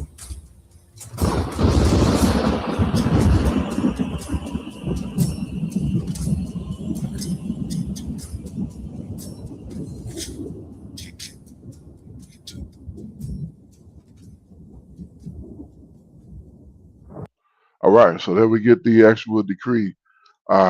Take what theirs, bring me half, and you can have the rest of it. And that's what was shared. So I put this video in the description box so you can follow it, go back to it, and review it. The more good information. Let's get back to this video and continue here. More uncomfortable. The narrative of the slave trade as purely economic is easier to process than the alternative. If the slave trade was purely about labor and greed, it was monstrous but comprehensible. Greed is something humans understand. But if the slave trade was also, at least in part, a deliberate campaign to identify, capture, and eliminate specific hereditary communities because of who they were descended from, that is a different category of crime entirely. That moves it from exploitation into something that modern international law would categorize differently. And that categorization has implications, legal, moral, and political, that many institutions would prefer not to examine. I'm not telling you what conclusion to draw. I'm telling you the question exists, and it deserves to be asked. Now, I want to be honest with you about something. Not every historian agrees with the framework I've been laying out in this video, and I think you deserve to hear the other side. There are serious scholars, serious, rigorous people who argue that the targeted bloodline theory overstates the organizational coherence of the early Portuguese slave trade. Their argument goes like this: the slave trade was chaotic, opportunistic, and driven by local African intermediaries as much as by European demand. Portuguese captains often had limited knowledge of the interior. The pricing differentials for high-status individuals reflected market value within African political economies, not a Portuguese conspiracy to eliminate specific lineages. And the religious framing, the idea that Portugal was on a systematic campaign against Judaic bloodlines in Africa, goes beyond what the documents can definitively prove. These are fair arguments. They deserve respect. What I would say in response is this: even if the trade was not organized as a top-down conspiracy, that does not mean the outcomes were random. Even if individual Portuguese captains were acting on greed rather than ideology, that does not mean the ideological framework didn't exist at the highest levels. History is rarely pure conspiracy or pure chaos. It is usually something more complicated. Institutions with ideological agendas operating through actors motivated by profit and fear, with results that serve the institutional agenda, whether or not every individual intended them. The documents exist, the pricing structures exist, the geographic patterns of rating exist. The question of how to interpret them is genuinely open, and that is exactly why this story matters, because it's a story we haven't finished telling yet. Let's come back to the human level, because at the end of all this, the archives, the documents, the theories, there are people, millions of people, ripped from their homes, separated from their languages, their families, their traditions, transported across an ocean. And here is what the archaeological and genealogical record shows. The communities that were most heavily targeted in the early Portuguese slave raids were disproportionately communities with strong priestly or royal structures. The communities that suffered the highest rates of cultural erasure were disproportionately those with the most developed religious legal systems. Whether that was intentional policy or the unintended result of targeting high-status individuals who commanded higher prices, the outcome was the same. The most culturally and religiously organized communities were the most completely dismantled. Their descendants arrived in the Americas stripped of language, of names, of genealogy, deliberately stripped, because in the Americas, an enslaved person who did not know their name could not claim a lineage. An enslaved person who did not know their language could not organize around their traditions. An enslaved person who did not know their history could not assert a legal or moral claim based on that history. And so the erasure, whether it was planned from the beginning or whether it was maintained because it was convenient, the erasure was thorough, and it lasted generations, and in many ways it is still ongoing. But here is where the story becomes something other than tragedy, because the erasure was not complete. It was never complete. Oral traditions survived. Genetic records survived. Cultural practices survived. Hidden, disguised, maintained in secret across 400 years of suppression. The Gullah Geechee communities of the American South maintained linguistic and cultural connections to West African traditions that researchers are still actively documenting. So on top of that, you have to consider there are great implications of context that have shaped your upbringing. My upbringing. I was born I was raised in the 80s. I think the first year I remember is 1983. I think it was the first year I remember. I remember Ronald Reagan being president. First president I could remember. It was taboo for a child to talk back to their parent. You don't do that. You don't talk back to your parent. You certainly don't curse your parent. You don't cuss, or cuss, I should say, would be a better word. You don't cuss your parent. You don't disrespect your parent. Our parents believed in whooping behind, discipline children, keeping children in order. All of these are biblical principles. The household of so-called black children was very different than the household of white children. I went to school with Caucasians who the school called their dad. The dad came to the school, and the child fought the dad, fought him. In elementary school, fought him like he was a stranger on the street.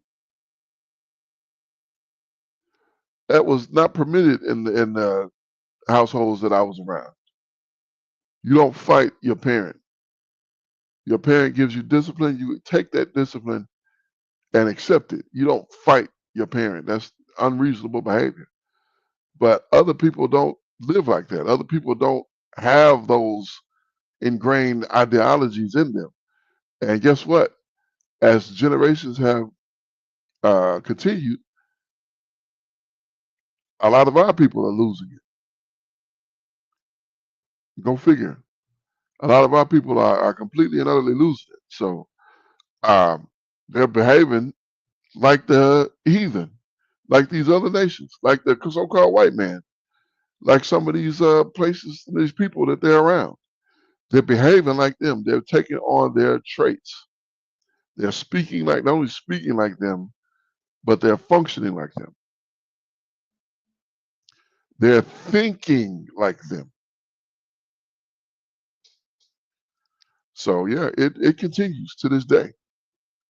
Let's continue the video. The candomblé and candomblé-derived religious traditions of Brazil preserved African priestly structures that scholars have traced back to specific West African kingdoms. The oral histories of communities in Haiti, Jamaica, and throughout the Caribbean maintain detailed genealogical traditions that predate their arrival in the Western Hemisphere. And today, for the first time in history, genetic genealogy technology is allowing descendants of enslaved people to trace their origins to specific regions and, in some cases, specific communities with a precision that was impossible even 20 years ago. What researchers are finding is that the genetic diversity of the African American population reflects something very specific, a concentration of lineages from precisely the zones that the Portuguese documents identified as priority targets. Not random, not evenly distributed across the continent, concentrated in the exact places the maps pointed to. That is not proof of everything I've told you today, but it is not nothing either. So what do we do with all of this?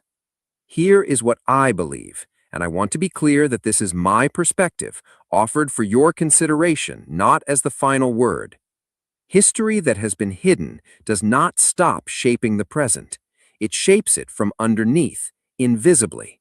And one of the most powerful things any person can do, black, white, Latino, Asian, any background, is to refuse to accept the simplified version of history when the complicated version is available. The simplified version of the slave trade says Europeans wanted free labor. Africans were unlucky enough to be available. Terrible things happened, the end.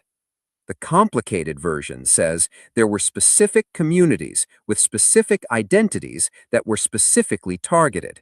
The complicated version says the goal was not just labor. The complicated version says there were people in the 16th century who understood exactly what they were destroying and destroyed it anyway. And the complicated version says that destruction was never as complete as those who ordered it hoped. Because you are here. Here we are, still asking the questions, still following the maps, still reading the documents they tried to keep buried. If you made it to the end of this video, you are exactly the kind of person who history needs right now. Not someone who accepts the easy version, someone who wants to know what actually happened. So share this video with one person you think needs to see it. Right. So absolutely share the video. As always, links are in the description box.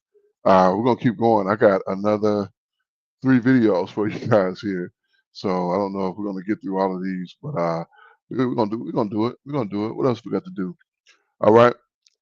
This is History Morsels. Uh, I'm thinking that this is somebody in the truth who's just trying to make this as pleasant and beautiful as possible by presenting it in this very clear-cut manner. But this next video comes as titled, "They Changed the Face of the Messiah that should be Yahushua. The evidence Rome buried to hide his true identity." So let's get to this one. Here we go. Stop. Before you scroll past this video, I want you to think about something for just 10 seconds. You have seen the face of Jesus thousands of times in churches, in paintings, in movies, on billboards, on television. Long blonde hair, blue or green eyes, fair skin, a European face. That image is so familiar, so universal, that most people never stop to ask a simple question. Where did that image come from? Because here is what nobody tells you in school. That image, the one burned into the global imagination, did not exist for the first 300 years of Christianity. There we go. That image is made up. That is not the image of Hamashiach, the Messiah. That is the image of a false person. Scripture said if they come bringing a new Messiah, a new Yehoshua, believe them not. You have to deal with the Messiah as he is in the script. And Christianity is not keeping the script of Hamashiach. They don't teach you what Hamashiach said. Israelites teach you what Hamashiach said. And here's the funny thing. We both use the Bible. But are they teaching you what we're teaching you? No. They're teaching you something different. But let's continue the video. Not a single painting, not a single mosaic, not a single carving. For 3 full centuries after Jesus walked the earth, nobody drew him that way. So who created it? When? And why? The answer leads us to one of the most powerful political decisions in the history of the Western world. And when you see the actual physical evidence hiding in plain sight in Roman catacombs, in ancient Ethiopian manuscripts, and in modern genetic science, you are going to understand why this story has been buried for 1,700 years. Stay with me, because this is not a theory. This is history, and it changes everything. Let's start at the beginning. The year is 30 CE, give or take a few years. A Jewish preacher from the region of Galilee is traveling through the ancient land of Judea. His name, in the original Aramaic language he spoke every single day, was Yeshua, not Jesus, Yeshua. He was born in that region, he lived in that region. He was surrounded every single day by people who looked like the people of that region, people with dark skin, dark eyes, dark, tightly coiled hair. This is not a radical claim. This is basic historical geography. The ancient Levant, the land that today includes Israel, Palestine, Jordan, Lebanon, and Syria, was populated by people who carried the physical features of the African and Middle Eastern world. Every serious archaeologist and historian agrees on this basic point. And yet, by the year 400 CE, just 4 centuries after his death, Jesus had become a man with pale skin, flowing blonde hair, and the facial features of a Roman nobleman. How does that happen? How does a Jewish preacher from the Middle East transform into a European aristocrat in less than 400 years? That is the question at the heart of this video. And to answer it, we need to go to a specific city in a specific year where one of the most consequential decisions in human history was made. The year is 325 CE. The Roman Emperor Constantine I has just done something nobody expected. Okay, I'm sorry. I have to keep interrupting this because he says something that makes my skin crawl.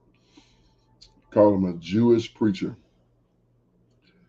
I hate that they use that, but that's okay because they want you to understand. But again, to be Jewish is not to be born of Israel. If you are Jewish, you are not an Israelite. You are a person who is following the ways of the Yahudim. That's what it means to be Jewish. So the proper term would have been a Hebrew Israelite preacher or a Yahudim, a Yahawada preacher. That would have been a proper term. But you call him a Jewish preacher. This means that he's a foreigner to Israel who follows the ways of the Israelites.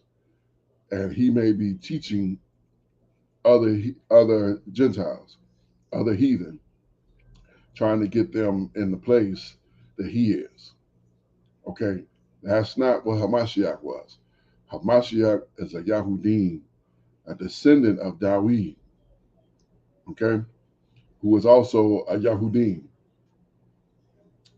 All right, let's continue. He has declared Christianity the favored religion of the Roman Empire. This is a seismic shift. For the previous 300 years, Christians had been persecuted, imprisoned, and executed by Rome. Now suddenly, Rome wants to lead Christianity, and the first order of business is control. Constantine summons church leaders from across the empire to a city called Nicaea in what is today northwestern Turkey. The Council of Nicaea is famous in religious history for establishing core Christian doctrine, but here is what most people do not discuss. The Council of Nicaea was also the moment when the Roman Empire took control of how Christianity looked. Right. So, correct. So, the reason that this was the case is because the Romans sacked Jerusalem 70 AD. So, certain of the Romans, they stole the stuff that was in Jerusalem. They stole it. They took it back to Rome. And they were motivated to operate in the manner that they wanted to operate. They had historical dealings with the people in the area. And those people spoke Hebrew, the Hebrew language. So this was after Hamashiach. So they were familiar with the Yahudim. They were familiar with the Yahwadah. They were familiar with the people in the area. So the reason they decided to be the heads, the leaders, is because this wicked man Constantine was shown some kind of a vision, and he's given the green light to do evil, to increase the evil, and that's exactly what he's going to get into here. So let's continue. How it was organized, how it was practiced, and who it served. Think about this from a purely political standpoint. If you are Rome, if you have spent 300 years trying to suppress a religious movement that is spreading through Africa and the Middle East, and now you have decided to absorb that movement and control it from the inside, what is the single most powerful tool you have? The image, the face, the visual identity of the founder of the movement. Because whoever controls the image of Jesus controls the emotional center of the entire religion. This is not speculation. This is the logic of every empire in human history. Rome was not the first to understand this, and it was not the last. Let me ask you something right now. If you grew up in America, in a Christian household, or even just in Western culture, what did Jesus look like in your imagination? I want you to pause for 1 second and think about that image. Now ask yourself, who gave you that image? Was it your church? Was it a painting in a museum? Was it a Hollywood movie? Now, here is the real question. It was that image right there. That is the image that has been pumped in the media, books and magazines and churches, paintings, everywhere. Everywhere you go, that is what you saw, that very image. You go to the black church, you saw that. You go to the white church, you saw that. This is what it showed constantly. But we know, we've learned that image is a lie. That's why I don't use that JC term. I won't even say it, because that JC term is him. Messiah, Hamashiach, was never called JC, ever. Nobody ever called him that to his face when he was on the earth. They called him Yahushua or Yahushua or something of that nature. Yahushua, Yahushua, Yeshua, something like that. But it was not that JC term. And nobody called him Christos. They called him Hamashiach, the Messiah. All that other stuff is a farce. It is meant to pull you out of remembering what you should be and operating where you need to be. So let's continue here. Drop it in the comments below. Did anyone ever show you what the oldest surviving image of Jesus actually looks like? Because I guarantee it looks nothing like what you were shown. Let us talk about physical evidence, because this is where the historical record stops being abstract and becomes concrete. Beneath the city of Rome, there is a vast network of underground tunnels and burial chambers called the Roman catacombs. And inside these ancient tunnels, carved into the soft volcanic rock, are some of the oldest surviving Christian artwork in the world, dating back to the 2nd and 3rd century CE. These are not paintings made by Renaissance artists in the 1400s. These are not Byzantine mosaics commissioned by emperors. These are raw, humble, hand-painted images made by the early Christian community, people who were still being persecuted, people who had to practice their faith underground, literally.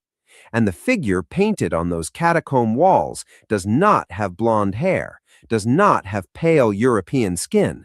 The figure in the catacomb of Kamadilla, one of the oldest surviving images of Jesus in existence, shows a man with dark, curly hair, a wide nose, a broad face, with features that scholars consistently describe as consistent with populations from North Africa and the Middle East. The catacomb of Priscilla contains some of the earliest surviving depictions of biblical scenes, and the figures in those paintings carry the visual characteristics of Semitic and African peoples.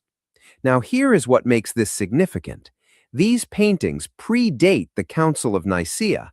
They were made before Rome took control of Christianity, made by communities who were closer in time to the actual historical figure they were depicting, and they do not match the blonde, blue-eyed image that came later. Something changed after 325 CE. The visual record shifted, and it shifted rapidly, not gradually, not organically, but with the speed and coordination that only centralized political power can produce. Now I want to take you to a source that millions of people have read their entire lives, but have somehow never connected to this question. The Book of Revelation, chapter 1, verses 14 and 15. This is one of the only physical descriptions of Jesus that exists anywhere in the biblical text, and it reads in its most direct translation like this: "His head and his hair were white like wool, as white as snow, and his feet were like burnished bronze, refined in a furnace." Let's stop right there. Hair like wool, not flowing, not straight, not silky, wool. Feet like burnished bronze, not pale, not olive, not golden, bronze, refined in a furnace, dark, rich, metallic brown. Now, the Ethiopian Orthodox Church, one of the oldest Christian institutions in the world, with roots stretching back to the 1st century CE, has preserved manuscripts and artistic traditions that take this description literally. In that tradition, the physical description in Revelation is not symbolic. It is meant to be read exactly as written: hair like wool, skin like burnished bronze. This is not a fringe interpretation. This is what the text actually says. The question worth asking, and I encourage you to research this yourself, is why this description is so rarely discussed in Western Christian teaching. Why is the most direct physical description of Jesus in the entire Bible consistently spiritualized, reinterpreted, or simply ignored in mainstream Western Christianity? And here's the funny thing about it, because the white JC was widely accepted, especially in the black community. But now that the truth is coming out, the truth has been made known, and that we know that the Messiah was not a so-called white man. The general consensus of the Christian church is that his color doesn't matter, his race didn't matter, none of that matters. It's all spiritual. But you would perfectly consent with white boy JC. But when you find out his name is Yehoshua HaMashiach, and he is an Israelite from the tribe of Yehuda, which means he is a so-called black man, a Negro, now it doesn't matter. And then a lot of Christians will emphatically deny that Hamashiach was indeed a black man. They'll use this olive ideology, some foolishness, as if I've only seen 2 olives in my lifetime. One olive is green, and the other olive is black as night. So if he's olive color, which olive is it? Oh, olive doesn't mean the olive that you eat. Olive means something like Middle Eastern. What olives are in Middle East? What olives are growing there? What does a Middle Eastern olive look like? Is it? Come on, let's be for real. Hamashiach is a black man. He is a black man when he was on the earth. He's a black man in Shamayim. He's going to be a black man when he come back to free us. Yes, there's a spiritual understanding of it, but there's also his people. The scriptures say he shall save his people from their sins. That's what his mission is, to save his people from their sins. So he's going to look like his people, not the so-called Christian church who does not follow the Messiah of the scriptures. So not that, but his people, the Israelites, scattered to the four quarters of the earth. Let's get back to the video. That is a question worth sitting with. Here is a debate I want to start in the comments right now. Do you think the physical appearance of Jesus matters to the practice of Christianity? Or do you think it is irrelevant, that the teachings are what matter, not the face? There is no wrong answer here. I genuinely want to know what you think, because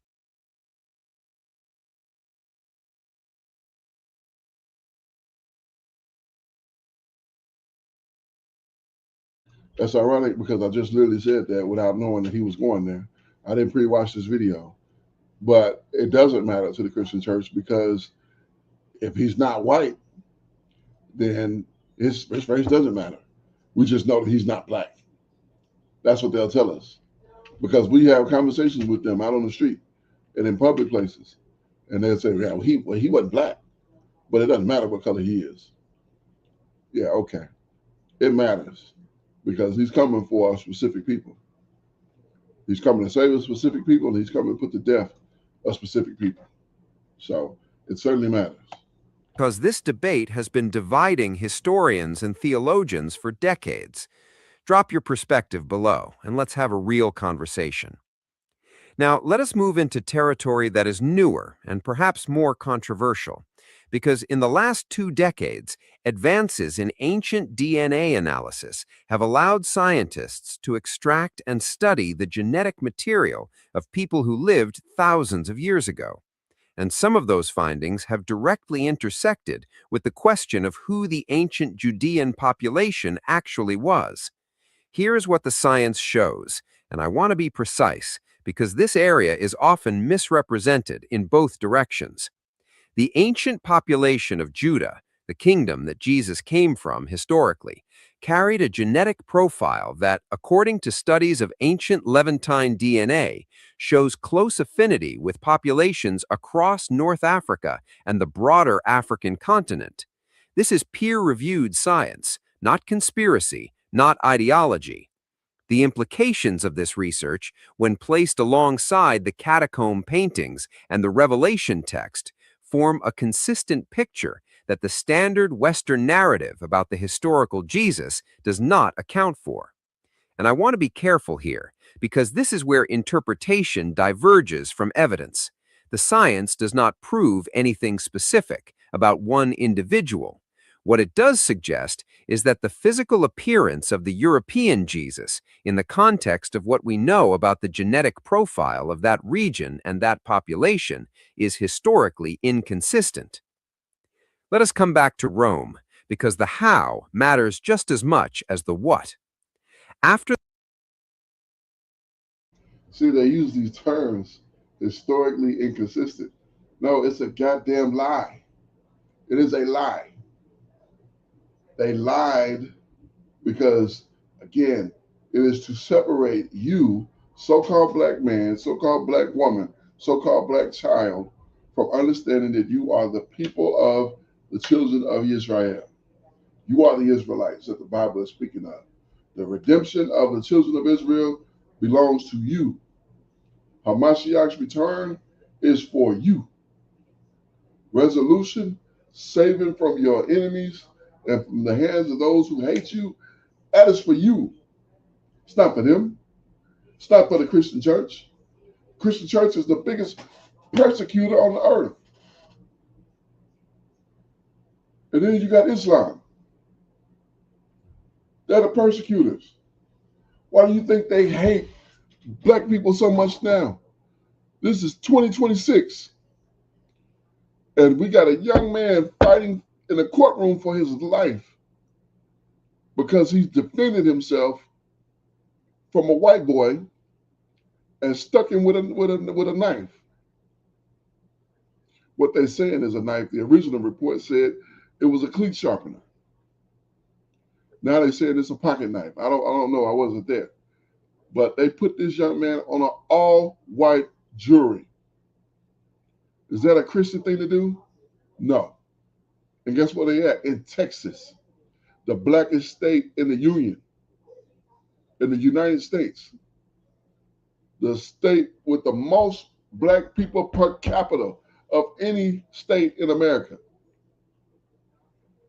And he gets an all-white jury. Go figure.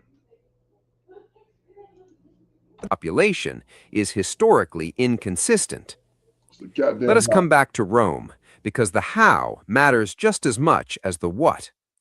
After the Council of Nicaea in 325 CE, the Roman Empire had both the motive and the machinery to reshape the visual identity of Christianity.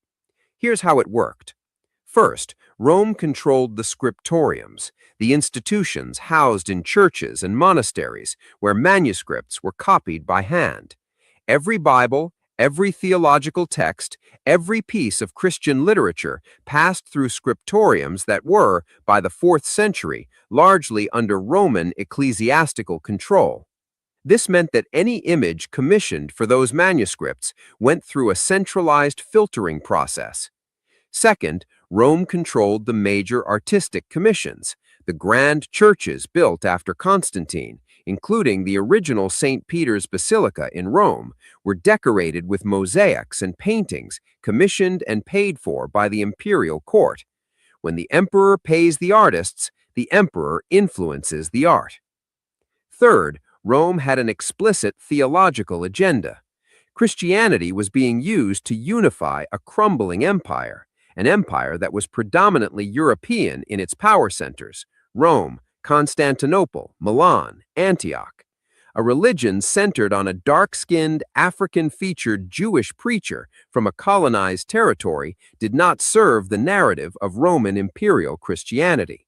A religion centered on a noble, fair-skinned, European-looking figure, one that looked like the ruling class, served that narrative perfectly. This is not unique to Rome. Every empire in history has done this.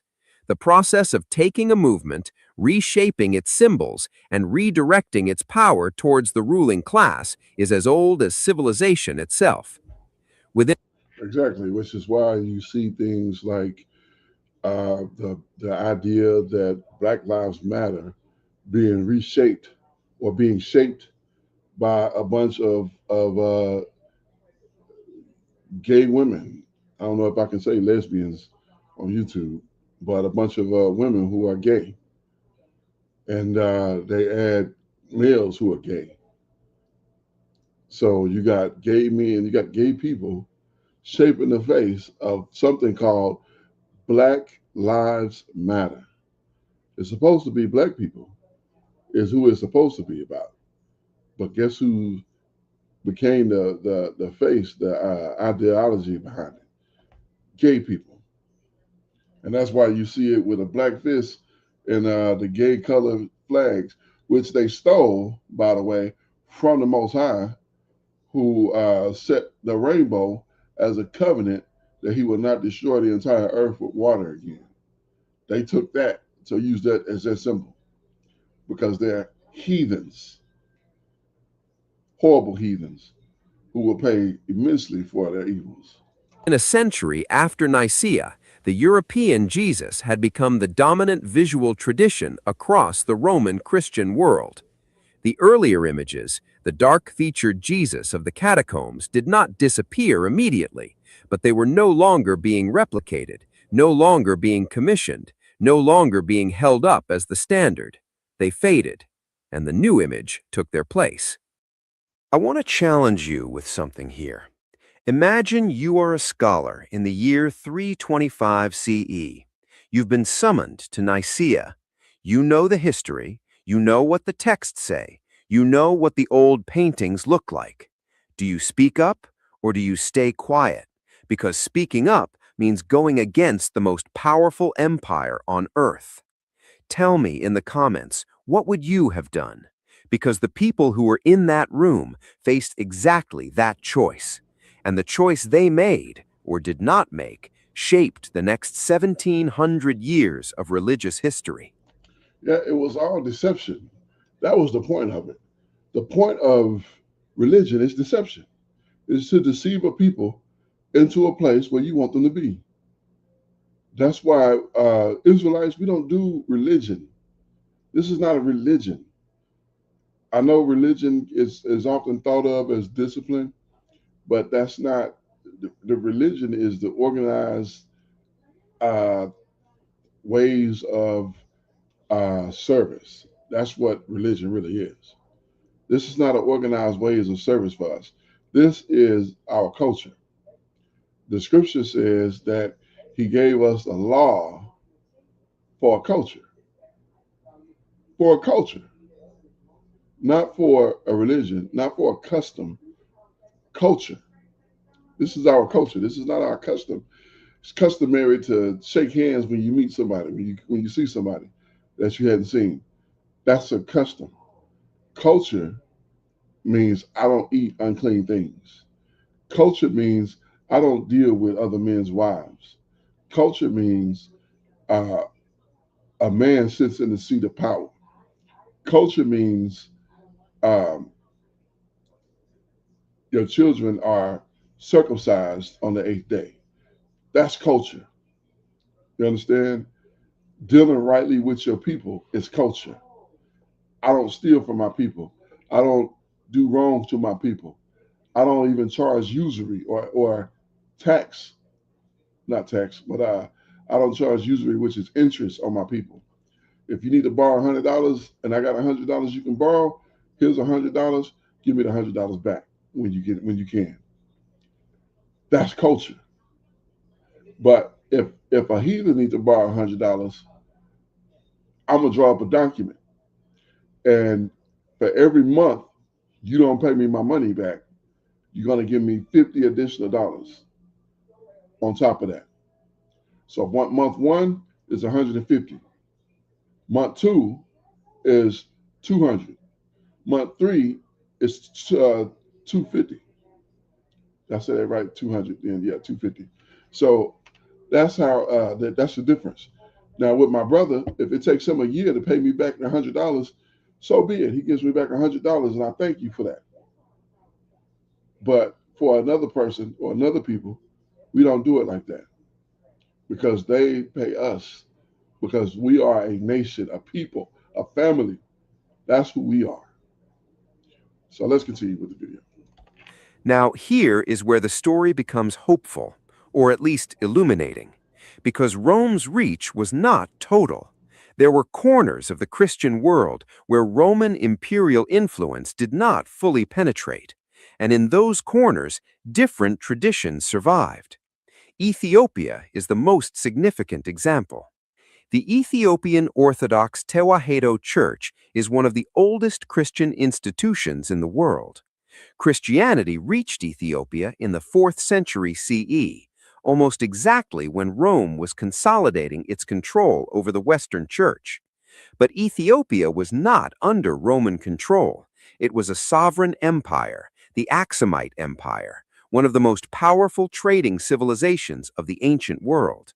And because Ethiopia was sovereign, its Christian tradition developed independently. The Ethiopian Church preserved texts that were excluded from the Roman canon. It preserved artistic traditions that reflected the physical description in Revelation, rather than the European image promoted by Rome. It preserved an understanding of the early church that looks strikingly different from what Western Christianity teaches. The Book of Enoch, for example, a text considered canonical by the Ethiopian Orthodox Church, was excluded from the Western Bible. It was preserved almost entirely in its original form in Ethiopian manuscripts. These are not fringe documents. These are ancient texts with serious scholarly credibility. And they paint a picture of early Christianity that is far more connected to African intellectual and spiritual traditions than the standard Western narrative acknowledges. This is not to say that one tradition is right and one is wrong. This is to say that the story is more complex, more diverse, and more African than most Americans were ever taught. Now let me bring this home, because you might be watching this and thinking this is all fascinating history, but what does it have to do with me right now in America? Here is the connection. The image of a European Jesus was not just an artistic choice, it was a theological, political, and social tool. When European missionaries came to Africa, to the Americas, to Asia, they brought that image with them. They used that image to tell enslaved and colonized people, God looks like us, not like you. This was documented explicitly in historical records. The relationship between the European image of Jesus and the project of European colonialism is not speculation. It is history that scholars across multiple disciplines have documented extensively. When African Americans were brought to this country in chains, they were often given a Christianity that featured a God who looked like their enslavers. The psychological impact of that, the idea that divinity itself had a European face, was one of the most profound instruments of oppression in American history. And yet, the African American Christian tradition found ways to hold on to its faith while slowly, over centuries, reclaiming a different understanding of who Jesus was. The civil rights movement was deeply rooted in Black Christianity, and part of what powered that movement was a theology that understood Jesus not as a figure of European power, but as a poor, dark-skinned man from a colonized territory who challenged the most powerful empire of his time, who spoke up for the poor and the marginalized, and who died at the hands of state power. That Jesus, the historical Jesus, looks a lot more like the people who were marching in Selma than the figure in most Western paintings. This is the question I really want you to engage with. Does it change anything for you, personally, to consider that Jesus may have looked different from the image you grew up with? Does it strengthen your faith, shake it, or leave it unchanged?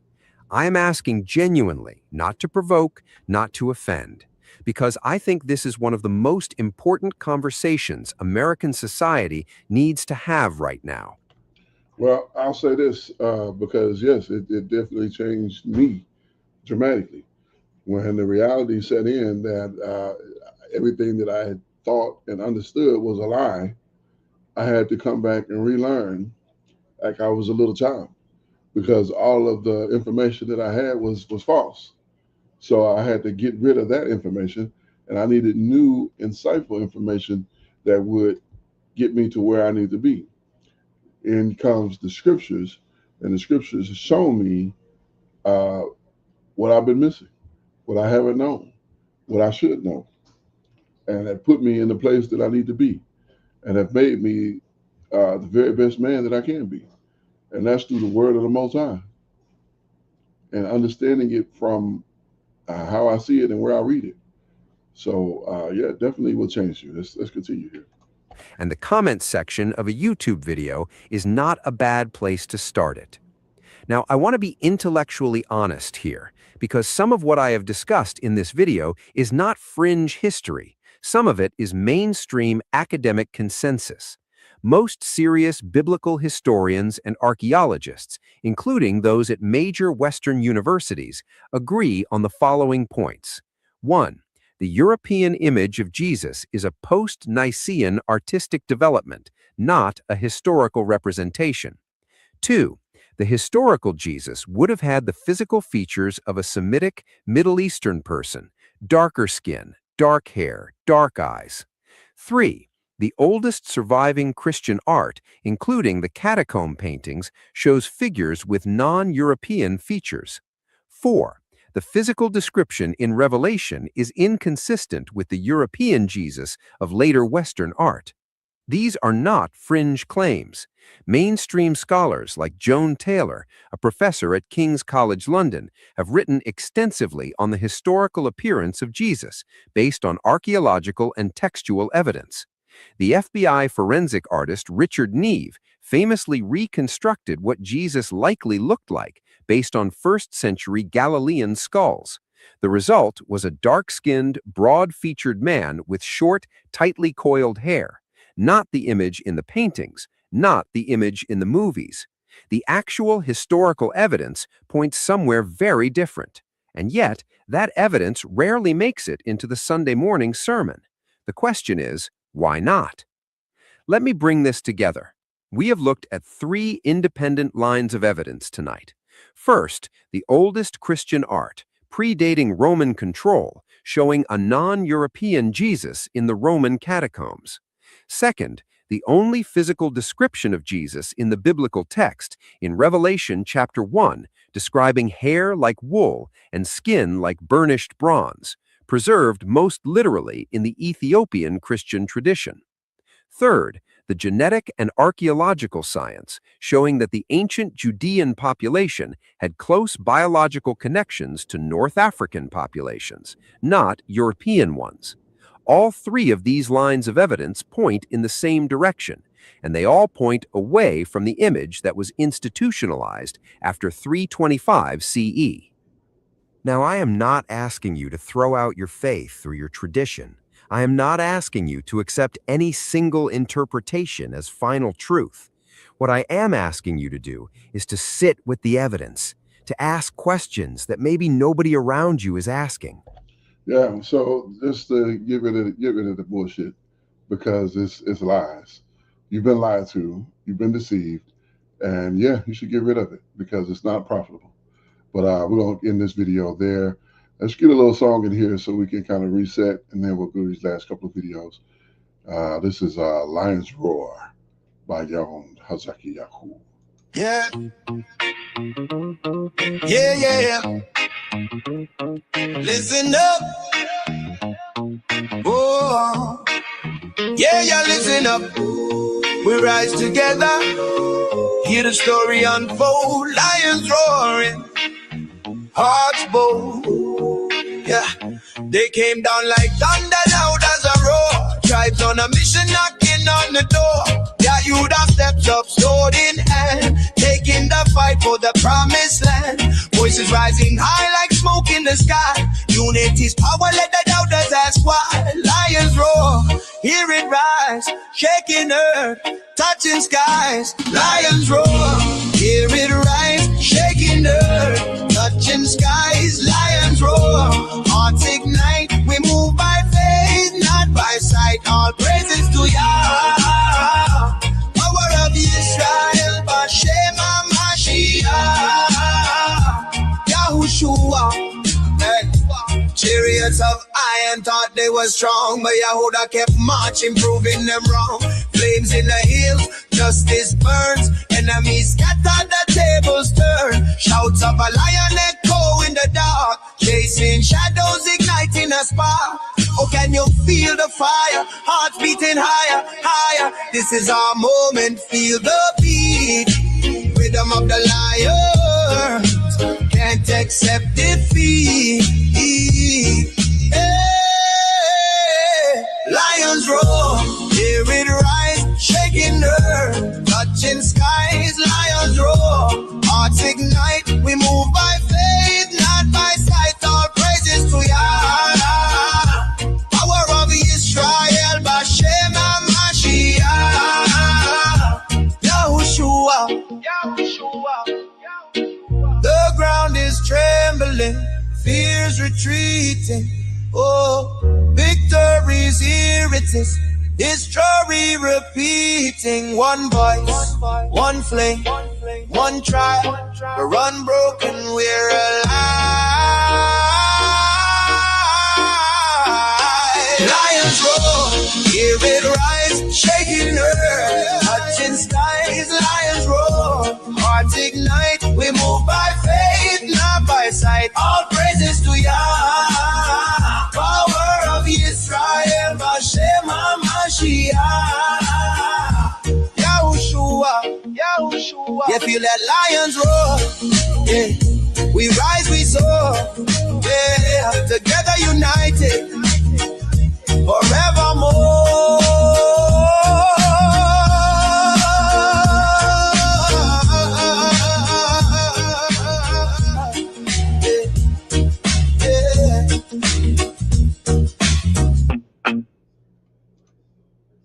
That's that Lion's Roar from your owner Zakiyahu of AOI. All praises to the Most High. Let's jump to the next video, and I'm going to talk less in these last couple so we can get through them here. Who are the real Israelites? A Tel Aviv professor just exposed what they're hiding. Let's get to it. Wait, I know you've heard about Deuteronomy 28, but you haven't heard this part. In 2009, a professor at Tel Aviv University, not an American scholar, not an African activist, but an Israeli professor living inside the very country he was about to expose, published a book that destroyed the entire foundation of modern Jewish identity. His name was Shlomo Sand. The book was called The Invention of the Jewish People, and the Israeli government didn't ban the book. They did something far more dangerous. They banned the DNA test that would have proven he was right. Now, here's what nobody is connecting. Deuteronomy 28, verse 68, the ships, the bondage, the nation that would be sold and nobody would buy.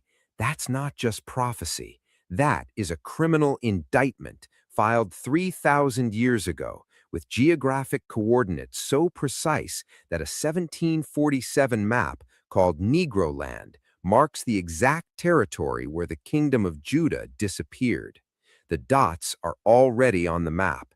Someone just decided you were never supposed to connect them. For the next 20 minutes, we are going to do what no channel has done before. We are going to put Shlomo Sand, Deuteronomy 28, the Negro Land map, and Israel's DNA ban on the same table at the same time and let the evidence speak for itself. This is not religion. This is not conspiracy. This is a global investigation, and the case file has never been closed. Let us start with the basics, because many people watching this have probably never been taught about this chapter in any meaningful depth. Deuteronomy 28 is a chapter in the Hebrew Scriptures, what Christians call the Old Testament.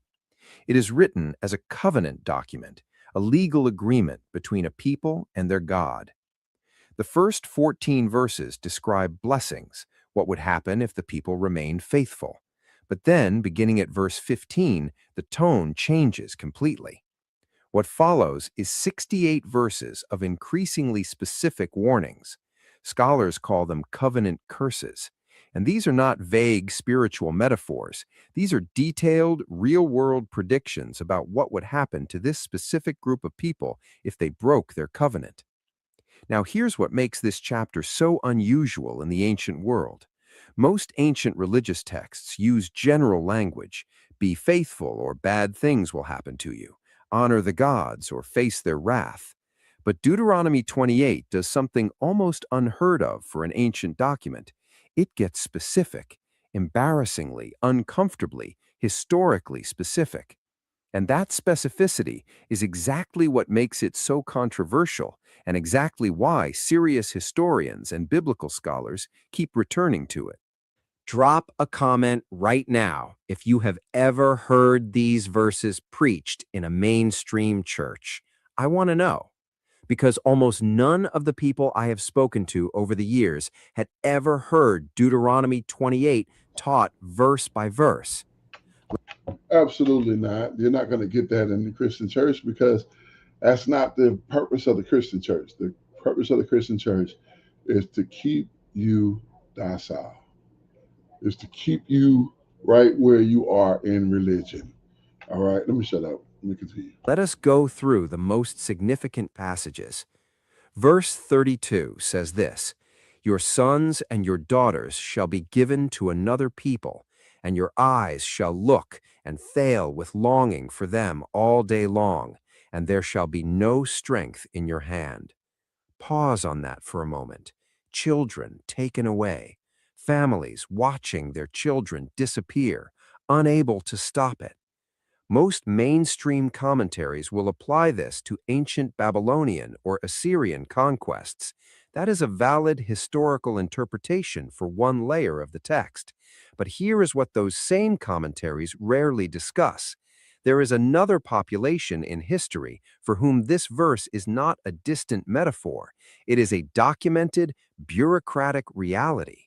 Slave auction records in South Carolina, Georgia, Louisiana, and Virginia show, in cold legal language, the systematic separation of enslaved mothers from their children, not occasionally, not as an exception, as standard practice. Verse 36 says this: "The Lord will bring you and the king you set over you to a nation that neither you nor your ancestors have known, a nation unknown to them or their ancestors." West Africa had no historical connection to the Americas before the transatlantic slave trade. The land was genuinely unknown to the people who were taken there. Verse 37 continues, "You will become a thing of horror, a byword, and an object of ridicule among all the peoples where the Lord will drive you." All right, pausing right there. So again, I correct where it needs to be correction. Where he talked about, you said you with your king, that was Babylon.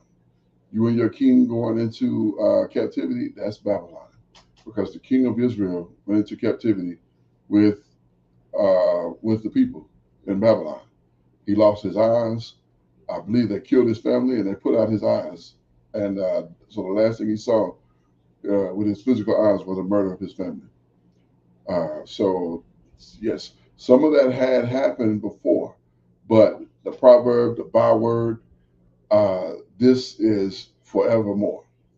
So they have terms for us in Babylon. They have terms for us here, and we'll call these terms virtually all over the world. When you go to a different part of the world, they're saying the same thing, and they just say it in their language, and it's a little bit different. But you'll notice that when you're around, you'll start hearing the same word over and over again. You might not know what that word is, but if you look it up, you can pick up what it is and look it up. I guarantee you it's a racial slur. So let's continue here. A byword, an object of ridicule. Think carefully about what that means in an American historical context.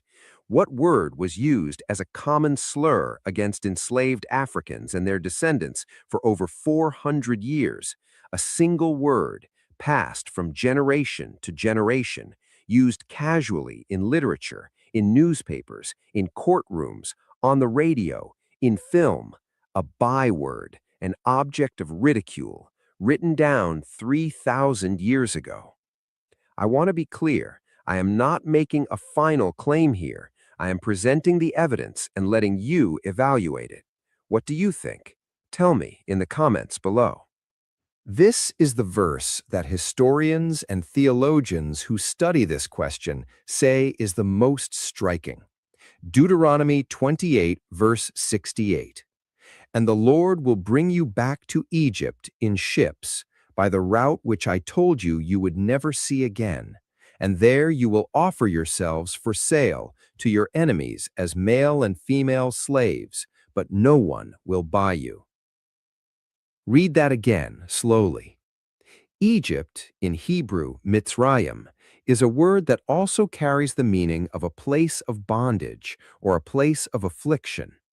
Many Hebrew language scholars note that this word was used figuratively in ancient texts to describe any condition of extreme oppression, not exclusively the geographic country. So the text reads, Yahuwah shall bring you into bondage or slavery again on ships. By the way which I spake unto you, you shall not see it no more again. And there you shall be sold unto your enemies as bondmen and bondwomen, and no man shall buy you, or no man shall redeem you, or save you from this bondage. So it's going to be Hamashiach that saves us from this bondage, because here in this land, not just in America, Israelites are scattered all over the world, to the four quarters of the earth, not just in America. I hate that they use that so much because that alienates brothers and sisters everywhere else. There were more Israelites taken to Brazil than to America. We're prevalent in various places, not just here. All right. So Yahuwah brought you into slavery again with ships. And this particular bondage is going to be the last one. This is the last one. So let's continue the video here. But the key phrase here is not Egypt, it is in ships, and it is by a route you would never see again, and it is you will offer yourselves for sale as male and female slaves. Most traditional commentators point to the Roman conquest of Jerusalem in 70 CE. Okay, so they're not using the King James translation. Reason we know they're not using the King James translation is because you shall offer yourselves.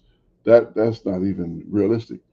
Nobody offered themselves in the transatlantic slave trade. There you shall be sold, not offer yourselves. I could be your slave. No, nobody offered themselves. That is ridiculous. Whatever translation that is horrible, because no depiction, nobody offers themselves in a situation like that. All right. When Jewish captives were transported across the Mediterranean. That is historically accurate. Ships were used, people were enslaved. No Jewish people were ever transported with ships. Okay? Only Israelites. Only Yehudim, Yehudah. Not Jewish people. Jewish means not Israelite. Followers of Israelites. Followers of Yehudim. But here is the question that researcher after researcher, historian after historian has raised. The transatlantic slave trade transported an estimated 12 to 15 million Africans across the Atlantic Ocean, on ships, by a route they had never traveled, to a land they had never seen, where they were bought and sold for generations. There is no other event in recorded human history that matches the specific combination of those elements: ships, an unfamiliar route, mass enslavement, and a destination completely foreign to the captives at that scale. Is that a coincidence, or is it a question worth taking seriously? Now I want to bring in a piece of historical evidence that many people have never seen in a classroom. No, that's not a coincidence. It's called prophecy. And prophecy is what separates the Most High from these other idols. And not just prophecy. I mean, the Most High is the power of Israel, the power of all the earth. He made it. He shaped it. He used his workers to do that which was necessary to do. That's what he did. So there's definitely a separation of him from everybody else, from anybody else. So, but that's why these things happen the way they do, because he knows what happens. He knows Hazaki Yahoo was going to do this video. He knew I was going to play that last song. He knows what song I'm going to play next. I don't know what song I'm going to play next because I haven't even looked at which song I'm going to play next. But let's continue. In the 16th, 17th, and 18th centuries, European cartographers produced maps of West Africa. These were not propaganda documents. These were functional navigation charts made by Dutch, English, French, and Portuguese mapmakers for commercial purposes. And on those maps, they gave a specific name to a large region of West Africa. They called it Negro Land. The territory labeled Negro Land on those period maps corresponds roughly to the modern nations of Nigeria, Benin, Ghana, Togo, and the surrounding regions. This is not a claim invented by modern theorists. These maps are preserved in national archives in London, Amsterdam, Lisbon, and Paris. You can view them in the British Library today. They are physical, verifiable, historical documents. The late Pastor Stephen Darby, a theologian and researcher who passed away in 2016, spent years studying these maps in connection with the biblical texts we are discussing. Pastor Darby pointed out something remarkable. The populations living in the region labeled Negro Land on those period maps were among the heaviest trafficked groups during the height of the transatlantic slave trade. The correspondence between the geographic origin of enslaved people and the territories described in those old European maps is not a small-scale correlation. It spans centuries of documented trade routes, port records, and ship manifests. This is not supernatural speculation. This is cartographic and demographic history. And it raises a serious historical question. Who exactly were the people living in the region that European mapmakers specifically labeled Negro Land? Where did their ancestors come from? And does the answer to that question have anything to do with the ancient Near East? Let us get geographically specific now, because this is where the history becomes almost impossible to look away from. On the coast of the modern nation of Benin, West Africa, there is a port town called Ouidah. In older historical documents, it is spelled Wida. Between approximately 1650 and 1860, Ouidah was one of the busiest slave trading ports on the entire African continent. Historians estimate that over 1 million enslaved Africans passed through this single port. 1 million people through a single coastal town. And in that town today, there is a monument. It is called the Door of No Return. It stands at the edge of the beach, at the exact point where enslaved Africans were loaded onto ships. The monument marks the last piece of African soil those people ever touched. Their coordinates, 6 degrees 21 minutes north, 2 degrees 5 minutes east, are documented. This is not mythology. This is GPS locatable history. Now, here is what is historically significant about those coordinates in connection with Deuteronomy 28. The region around Ouidah, the kingdom of Dahomey, the kingdom of Benin, the Niger Delta, was home to populations with some of the most complex and ancient oral historical traditions in all of West Africa. Many of those traditions speak of origins far to the northeast, migrations, displacement, long journeys from a distant homeland. Are those oral traditions a coincidence, or are they historical memory encoded in story, preserved across generations because writing was not the primary technology of that culture? Historians and anthropologists do not all agree on the answer, but the question itself is serious, documented, and worth examining. Here is where I want to pause and be very careful, because DNA is a field where the science is real, but the interpretation can be misused. Let me give you the actual data. Beginning in the early 2000s, companies like 23andMe, Ancestry DNA, and academic institutions began conducting large-scale genetic studies of African American populations. What they found was both expected and unexpected. Expected, the majority of African American genetic ancestry traces to West and Central Africa, consistent with the documented origins of the transatlantic slave trade. Unexpected, a significant portion of African Americans carry a genetic marker category that geneticists call E1B1A. This haplogroup, a way of categorizing genetic lineages, is found in high concentrations in West Africa. But here is what is historically interesting. The same haplogroup cluster, in slightly different subcategories, is also found at measurable frequencies in populations of the ancient Near East, including populations that modern genetic research has connected to historically Semitic communities. I want to be precise here.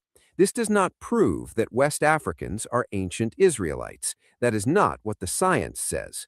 What the science says is that there are genetic connections between West African populations and ancient Near Eastern populations that predate the Arab slave trade and predate the transatlantic period.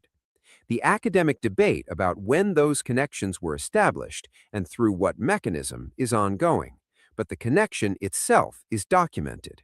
I want to know your thoughts on this. Drop them in the comments. Do you think DNA evidence should factor into this kind of historical and textual analysis? Why or why not? Now we get to the most uncomfortable part of this conversation. Why is Deuteronomy 28 so rarely taught in depth in mainstream American churches? I want to give you three possible answers, and I want you to decide which one you find most compelling. The first answer is the simplest one. Deuteronomy 28 is a difficult theological text. It is long, it is repetitive, it is heavy with themes of suffering, punishment, and divine judgment. Most pastoral approaches to sermon planning prefer texts that offer encouragement, comfort, and practical life application. 68 verses of covenant curses do not easily translate to a Sunday morning message that sends people home feeling uplifted. So, it may simply be a matter of practical pastoral selection. That is a reasonable explanation. The second answer is slightly more complex. If the curses in Deuteronomy 28 are applied, even hypothetically, to the history of enslaved Africans and their descendants in America, the theological and social implications are enormous. It raises questions that mainstream institutions, religious, academic, and political, have historically preferred not to raise. Questions about identity, questions about inheritance, questions about what obligations modern society might have toward a people described in its own sacred texts as bearing a specific historical covenant role. Those questions are not comfortable for institutions that have built their authority on a particular interpretation of history. The third answer is the most historically verifiable. From the colonial period through the 19th century, the dominant Protestant theological tradition in America explicitly discouraged enslaved Africans from reading the Bible. In many states, it was literally illegal to teach enslaved people to read. Slaves, obey your masters, from Ephesians chapter 6, was widely preached. Deuteronomy 28 was not. That is not a conspiracy theory. That is documented American religious history. And once those reading restrictions were lifted after emancipation, the pattern of which texts were centered and which were minimized in majority black churches had already been established for generations. Patterns like that are not undone in a single generation. They are inherited. I want to acknowledge that this is not a fringe conversation. Serious scholars, theologians, and historians have engaged with this material. The late Dr. Yosef ben Yochanan, a scholar of African history and ancient religions, wrote extensively about connections between ancient Near Eastern populations and the peoples of sub-Saharan Africa. His work was academic, sourced, and published decades before the internet made these conversations mainstream. The late Reverend Dr. William Henry Crowdy, who founded a religious movement in the late 1800s, preached that African Americans were direct descendants of the ancient Israelites. His theological arguments were based on textual analysis and historical comparison. In the academic world, scholars like Dr. Magan Keita of Villanova University have written peer-reviewed papers examining the historical connections between African populations and the ancient Near East. None of these scholars are unanimous. They disagree on methods, on conclusions, on the weight given to different types of evidence, but they share a common acknowledgement. The historical and textual questions being raised about Deuteronomy 28 and the African diaspora are legitimate questions. They deserve serious examination, not dismissal, not ridicule, serious, evidence-based, historically grounded examination. And that is exactly what this video is. Let me steelman the opposition here, because I think that is important. The strongest counterargument is this. Every people in history who has experienced severe oppression has found ways to identify with the ancient Israelites. Irish Catholics under British rule, Jewish communities under Roman occupation, African Americans in the antebellum South. The identification with a people who suffered, endured, and ultimately prevailed is a universal human impulse. It does not require literal historical descent. It may simply be the power of a story resonating across cultures and centuries. That is a serious argument, and I respect it. The second counterargument is about selectivity. Critics point out that the blessings in the first 14 verses of Deuteronomy 28, prosperity, military victory, being the head and not the tail, are rarely applied to African Americans by those making this argument, only the curses. And that selectivity, critics argue, reveals a motivated reasoning pattern rather than an objective textual analysis. That is also a fair point. A complete textual analysis would have to grapple with both the blessings and the curses. The third counterargument is Okay, that's a simple resolution. The blessings did not apply to the children of Israel, period, because the blessings were lost. We didn't get the blessings. We got the curses. The children of Israel were cursed, which is why they were driven from their land, which is why they were scattered among the heathen. And yes, by slave ships. So you want to analyze the blessings. The blessings were not received. We haven't had the blessing since King Solomon. We've had spurts where situations were favorable for the children of Israel, but not the blessings as a nation of people since King Solomon. He destroyed that for us. His son Rehoboam severed the kingdom. The Most High rent the kingdom from his hand. So what are we going to talk about the blessings for? The blessings are not applicable for the children of Israel. If you understand what's written in the Tanakh, the blessings are, you can understand the blessings, you can read them and know that this is what you were supposed to have and then some, but understand that you're not just going to get that, like you don't have a comparison for that because you're not going to have that in your society. But let's continue.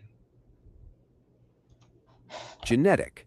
Modern DNA analysis does not support a simple, direct migration of a single ancient Near Eastern population into West Africa. The genetic picture is far more complex, involving waves of migration, mixture, and movement across thousands of years and thousands of miles. Actually, the migration is very simple. Jerusalem was sacked. The children of Israel, the Yahudim fled. Most of them fled into the mountains of Kebulon, which that was the mountains that Hamashiach spoke of. There, you had some that went into Spain and Portugal. You had some that went into other places. When the decree was laid down in those places in Spain and in Portugal, they were returned to Kebulon. There, where they were joined with the other members of the nation. And when they were there, when a decree was made to lock up the children of Israel and have them go into slavery, that's what happened. We were hunted and sold. So yeah, it's pretty simple. It's not as simple as here to there to then sold. It's more complex than that. But the overall ideology, understanding, is very simple to understand. So let's continue. No reputable geneticist has concluded that African Americans are, as a population, the linear descendants of ancient Israelites. That is the scientific consensus. Now, does that mean the textual and historical questions are invalid? Not necessarily, but it does mean that strong claims about direct biological descent need to be made carefully, with appropriate acknowledgement of. So listen to this. You destroy it because you focus solely on African Americans. Okay, you focus on that, which also is a byword, by the way. You focus only on the people in America, on the Israelites in America. You're not focused on the Israelites all over the earth. You need to focus on the Israelites all over the earth, from Kebulon to Europe, to Asia, to Australia, to North and South America, Central America. Israelites are everywhere. The islands, the Haitians, the Jamaicans, the Dominicans, all of those people are Israelites. There are Israelites among them. The Afro-Israelites, the Afro, those people, they're Israelites. That's another indication of who the Israelites are. Those people who are identified by their hair texture or their skin color. The Black Mexicans, the Black or the Afro-Mexicans, or the Afro-Latinos, or the Afro-Dominicans. Those people, those are the ones that you want to look for. Because what you'll find is that so-called Black people scattered to the four corners of the earth share DNA. All over the earth, share DNA. So let's continue. What the science does and does not say. What do you think? Is the genetic evidence the most important factor here, or does the historical and textual evidence carry equal weight? They are the same. The genetic evidence and the historical and prophetic evidence, they back each other up. They all mount together. You can't separate them and say this one here and that one. They're all the same. They're saying the same thing. I genuinely want to hear your perspective in the comments. Let us zoom out for a moment. Regardless of where you land on the question of biblical identity, the historical facts of what happened in West Africa between 1500 and 1850 are not in dispute. An estimated 12 to 15 million human beings were forcibly removed from their homes. They were transported across the Atlantic Ocean under conditions that killed a significant percentage of them before they ever arrived. They were stripped of their languages, their names, their family structures, their cultural practices, and their religious traditions. They were assigned new identities by their captors. They were bought and sold like property for generations. Their descendants built the agricultural and economic foundation of the American South. And when emancipation came, it came without the land redistribution that had been promised, without the 40 acres, without the mule. This is not ancient history. The last formerly enslaved Americans lived into the 20th century. Their grandchildren are alive today. The economic, psychological, and social consequences of what happened are not buried in archives. They are visible in American cities, in American prisons, in American schools, in American wealth statistics, right now, in the year we are living in. Whether or not Deuteronomy 28 is a prophetic blueprint for this history, the history itself demands our attention, our honest examination, and our continued reckoning. Here is the question I want to leave you with, not as a rhetorical device, as a genuine question. If a document written thousands of years ago described in specific detail a chain of historical events that actually occurred, including ships, enslavement, family separation, being called by a name of shame, being taken to an unknown land, being sold into bondage, what would the responsible thing be to do with that information? Would the responsible thing be to keep skipping that chapter on Sunday morning? Would the responsible thing be to dismiss the people raising these questions as conspiracy theorists? Or would the responsible thing be to sit with the discomfort of the question, examine the evidence honestly, and allow the evidence to take us wherever it leads? I do not think history rewards comfortable answers. I think history rewards honest questions, carefully examined over long periods of time by people willing to follow the evidence even when it challenges their assumptions. That is what we have tried to do today. We have looked at the text of Deuteronomy 28. We have looked at the specific curses, ships, family separation, a name of shame, being taken to an unknown land, being sold into bondage. We have looked at the Negro land maps, preserved in European archives, showing where the people who were enslaved actually came from. We have looked at the port of Ouida, the door of no return, where the geography of this history is physically inscribed in a monument that stands to this day. We have looked at the DNA data, complex, contested, but raising legitimate questions about ancient connections between African and Near Eastern populations. And we have asked why this chapter, one of the most specific, detailed, historically correlated chapters in the entire Hebrew Scriptures, is almost never the subject of sustained, serious examination in mainstream American religious education. These are not easy questions. They should not be easy questions. If this video made you think, if it made you uncomfortable, Yeah, definitely gonna make you think. It definitely gonna make you look at things and evaluate. It's more than that. We tend to focus on Deuteronomy 28, and I know that's been the catch for a lot of people coming into the truth and dealing with these things as they should be. But let me show you something else. In addition, this is Jeremiah, chapter 17. It says, the sin of Yehuda is written with a pen of iron and with the point of a diamond. It is engraven upon the table of their hearts and upon the horns of your altar. So the subject here is Yehuda, the sin of Yehuda. All right, understand, this is Yehuda. This is the people of Yehuda.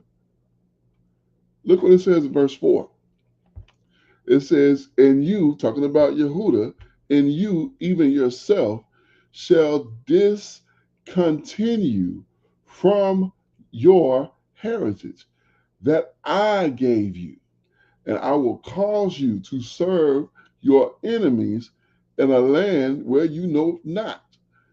For you have kindled a fire in my anger, which shall burn forever. So I know we focus on Deuteronomy 28, and Deuteronomy 28 is a big deal, but understand that this whole book speaks to the children of Israel. This whole book speaks to us in specific terms. So when you're looking at this, it clearly states Yehuda. All right, the sins of Yehuda. This is who this is written to. You can look at verse 2 as it gives you more information. In verse 3, on my mountains and substances, it gives more information. But verse 4, it's a dagger. How do you what does it mean to discontinue from your heritage that he gave us? The Most High gave us this heritage. How does it mean to discontinue from that? That means that you would not be known or understood as a Yahudim or as Yahwadah. That's gonna be taken away from you. And you shall serve your enemies in a land which you know not. This is more prophetic, as much prophetic, I should say, as Devarim, as Deuteronomy. So let's decompress. I got one more video, but let's get another song here. This is Hate the Evil with the Meaning by Akazaki Yahoo. We got one last video after this, and we're going to adjourn. Yeah. Ruach Vest. Eyes open. No treaties with darkness. No peace with lies. Hate the evil. This is the hardest stuff I ever spit. Battle, battle, kill, kill. Ain't got nothing on this. Systems of serpents got the nation's tongue tied numb. Bought truth cheap, sold souls by the ton. Calendar swap. Sabbaths undone, they teach chains for freedom and right ruling for bondage. With a smile in the book, paint crowns on beasts, tell a blind look, but the Ruach cut sight through the smoke. Not a lie, can't stand when the fire's spoke. Hate the evil, expose it. Hate the lie, oppose it. Sword is the word, I hold it. Kingdom coming, you know it. Hate the evil, no treaty, no mercy for lies. I'm repenting and greedy. Light on on the hill. Truth so cold when the judge stand up, hell loses hold. No blood on my hands, but the truth still kill. Every idol fall when the most high Yahoo I will. Babylon tremble at the sound of his name. Tongue stutter, grounds melt in the flame. They blaspheme the Ruach, mock the call, till the silence hit like a prison wall. Reject the counsel, despise the way. Now the record open, what you gonna say? Armor on, stand firm by Yahuwah's might and righteous indignation. Obedience, right judgment, and flame pure word. Calm, I swing still, and I speak Yahuwah's decree.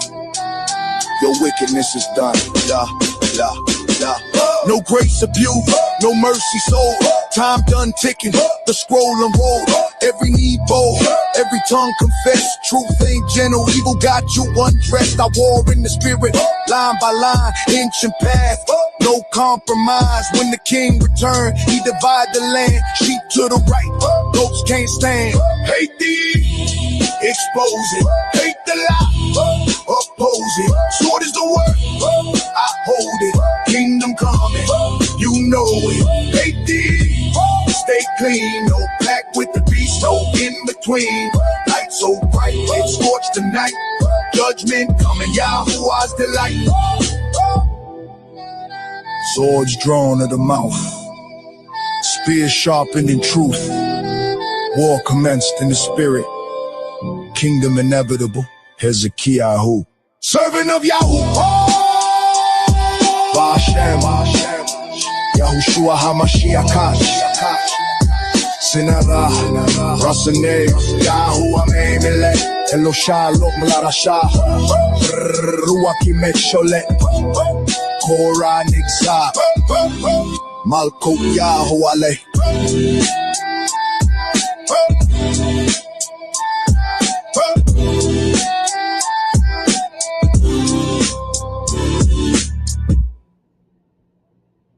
Meaning Yahweh's king forever.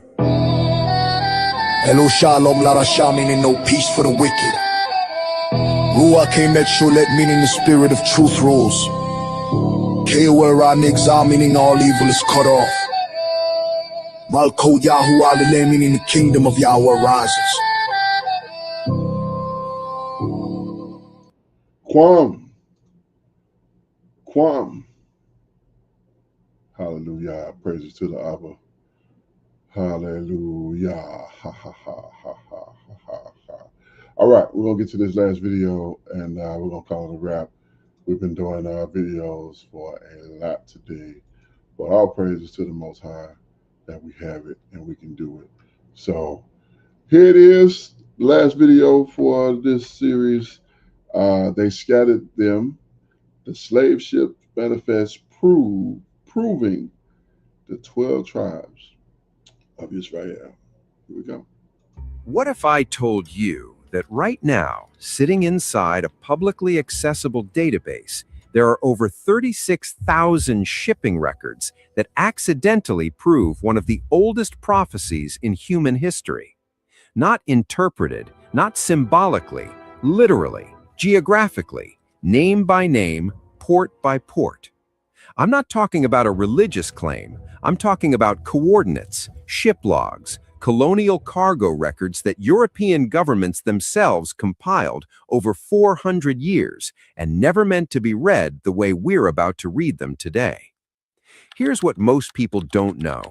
Before Africa was carved up into countries we recognize today, before Ghana, Nigeria, Benin, Angola, that coastline had different names, names that appear in ancient texts, names tied to specific peoples, specific territories, specific bloodlines. And when historians began digitizing every single slave ship voyage ever recorded, they built something they called the Transatlantic Slave Trade Database. 36,000 voyages, 12 million people, every port of departure logged, every port of arrival documented. What nobody expected is that when you lay those departure ports on top of ancient territorial maps from texts that predate European colonialism by over 1,000 years, the match is almost perfect. So today, we're not going to talk about just one group. We're going to talk about all 12. Stay with me, because by the end of this video, you are going to look at a map of West Africa and never see it the same way again. If you've been following this channel, you already know what we covered before. Portugal made contact with the West African coast in the 1400s, and what they found there, they didn't just trade with, they documented. Their own scribes, their own cartographers, their own clergy. They wrote down what the people called themselves. They wrote down what the land was called. They drew it on maps. One of those maps, and I've shown this in a previous video, labeled a coastal region of West Africa as Judah, sometimes spelled Jada, sometimes Wida. The people living there were called by names that traced back to a Semitic-speaking culture. Now here's where the story got complicated. Over the next 3 centuries, a massive transformation happened in Europe. The identity of Israelite or Hebrew was slowly transferred, culturally, politically, theologically, to groups of people in Eastern Europe and the Middle East who had converted to those religious traditions centuries earlier. This is a documented historical process. Historians like Arthur Koestler wrote entire books about it. We are not here to argue that debate today. What we are here to do is ask a question that nobody seems to be asking. If Judah was on the West African coast, and we've established that, then what happened to the other 11 territories? Because here's what you need to understand about ancient Israelite civilization. It was never just one tribe. They were 12, and according to their own texts, each one had a specific geographic assignment, a specific land, a specific portion of the world. So if Judah was in West Africa, where was Benjamin? Where was Simeon? Where was Ephraim? That is the question we are answering today. And the answer comes not from a religious text, it comes from a colonial shipping database. Let me show you how this works. Here's something most Western Bible readers don't know. The Ethiopian Orthodox Church has used a version of Scripture for over 1,700 years that includes texts not found in the standard Protestant or Catholic Bible. One of those texts is called the Book of Jubilees. It's also sometimes called the Little Genesis. The Book of Jubilees is not a fringe document. It was found among the Dead Sea Scrolls. It is considered one of the most important surviving texts of Second Temple Judaism. Scholars date its composition to somewhere between the 3rd and 1st century BCE, making it older than most of the New Testament. And chapters 8 and 9 of that book do something extraordinary. They lay out a detailed geographic division of the known world and assign specific regions to the descendants of Noah, and within those descendants to specific tribal lines that later tradition associates with the 12 tribes. Let me give you some specific examples. The territory associated with Judah in ancient geographic tradition aligns with the Bight of Benin and the coastal region that Portuguese maps labeled Judah or Weda. We covered this. Established. The territory associated with Benjamin sits just east of that, along what colonial records called the Slave Coast, stretching into what is now southeastern Benin and western Nigeria. The territory associated with Levi aligns with regions around the Bight of Benin proper, the area known in slave trade records as the primary loading zone for that stretch of coastline.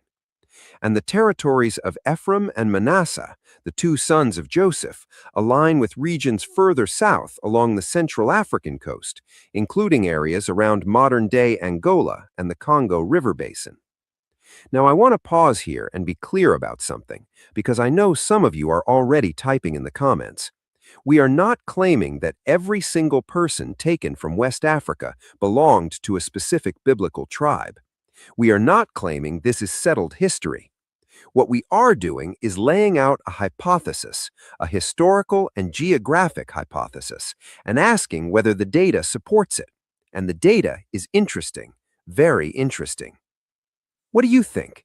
Does the geographic alignment feel like coincidence to you? Drop your answer in the comments below. This is the part where we open the database. The Slave Voyages Transatlantic Slave Trade Database is publicly available.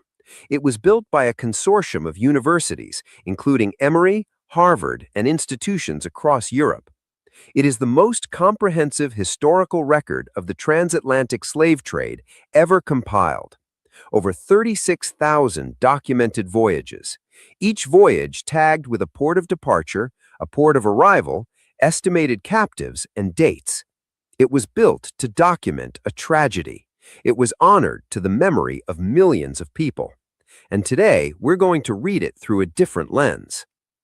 Let's start with Ouida. The port historically called Ouida, later renamed Ouida after the 1884 Berlin Conference, which we'll talk about in a moment, was one of the single busiest slave trade departure points on the entire African coast. Tens of thousands of people were shipped from this port across the Atlantic. Where did they go? A significant portion went to Jamaica, to Barbados, to the British Caribbean colonies. Now go back to the ancient territorial maps. The region of Ouida sits within the coastal zone that historical and geographic tradition associated with the territory of Benjamin, the tribe immediately adjacent to Judah in the east. Coincidence? Maybe, but let's keep going. The port of Bani, located in the Niger Delta. Today, we call it in modern Nigeria, near the city of Port Harcourt. In the Transatlantic database, Bani is listed as one of the largest departure points in all of Africa. And the primary destination for enslaved people departing from Bani? Brazil, specifically the Brazilian states of Bahia and Pernambuco. Now, look at the ancient geographic assignment again. The region of the Niger Delta and the surrounding coastal zone aligns in the Jubilees framework with the tribal zone of Simeon, the second son of Jacob. And the tribe of Simeon, in ancient tradition, is associated with a people who would be scattered and dispersed even among their own brothers. Are you starting to see the pattern? Let's go further south. The port of Luanda, Angola, one of the largest slave trade ports in all of human history. Millions of people departed from this single location over the course of 3 centuries. The primary destination from Luanda? The Spanish Caribbean, Cuba, Puerto Rico, parts of Mexico and Peru. And the ancient territorial alignment? The region around the Congo River Basin and the Angolan coast is associated in the Jubilees framework with the tribal zone of Ephraim, the son of Joseph, who in ancient prophecy was described as becoming a multitude of nations. Ephraim, a multitude of nations, scattered across Cuba, Puerto Rico, the Spanish Main, the Viceroyalty of Peru. Now, here's the question I want you to sit with. Is this a reading that we're forcing onto the data, or does the data suggest it independently? Because here's what makes this different from a typical religious argument. We did not start with the conclusion. The conclusion is what the geographic coordinates point to when you lay 2 independent data sets on top of each other. One data set is ancient. One dataset was compiled by 19th and 20th century European academics who were not trying to prove anything about the Bible, and yet they match. Tell me in the comments, which of these port connections surprised you the most? Bani to Brazil, Luanda to the Spanish Caribbean, or something else? Now, let's talk about 1884. In November of 1884, the major European powers gathered in Berlin: Germany, Britain, France, Portugal, Belgium, and others. The stated purpose was to formalize the rules of colonial acquisition in Africa and to divide the continent in an orderly way. This is what historians call the Berlin Conference, or sometimes the Congo Conference. It produced the General Act of Berlin in 1885, and what that act did, in practical terms, was redraw the entire map of Africa, not just the political borders, the names. Here's what most history classes don't teach you. Before the Berlin Conference, the West African coastline had a very different set of names, names that had accumulated for 4 centuries of contact between African peoples and European traders, missionaries, and navigators, names that reflected what the people who lived there called themselves and their land: the Slave Coast, the Gold Coast, the Grain Coast, the Ivory Coast. These were the names used on every map, every ship manifest, every colonial document for hundreds of years. And Waidah, the port of Waidah, which appears on maps going back to the 1600s, sometimes labeled with a remarkable variant spelling, Judah, a direct linguistic link to the ancient name of Judah. After the Berlin Conference, the renaming process accelerated dramatically. Waidah became Ouidah, a Frenchified spelling that obscured the original phonetic root. The Slave Coast became Dahomey, named to an inland kingdom that was then used to define the entire coastal region. Territories that had been labeled on colonial maps with historically significant names were absorbed into French West Africa, British West Africa, German Togoland, and Belgian Congo, administrative units that served colonial governance but erased geographic memory. Now, here's the detail that historians rarely highlight. The port names were changed before the territorial names. The shipping infrastructure, the actual economic arteries of the trade, was renamed first. Why would that be? One explanation, and this is worth debating, is that port records were the paper trail, the point of connection between what was taken and where it came from. If you change the name of the port, you change the reference point in the historical record. Future researchers looking for Waidah in pre-colonial maps find a different name in post-colonial maps, and the thread goes cold. I'm not saying this was a conspiracy with a capital C. Colonial administrators had many practical reasons for standardizing place names: linguistic convenience, bureaucratic efficiency, alignment with local political powers. But the effect, whatever the intention, was the systematic erasure of the geographic vocabulary that connected the West African coast to its pre-colonial identity. The maps from the 1600s said Judah.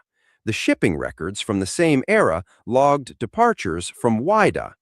The people being shipped were sometimes listed by the names Europeans gave to their ethnic groups, names that, in many cases, trace back to root words in Semitic languages.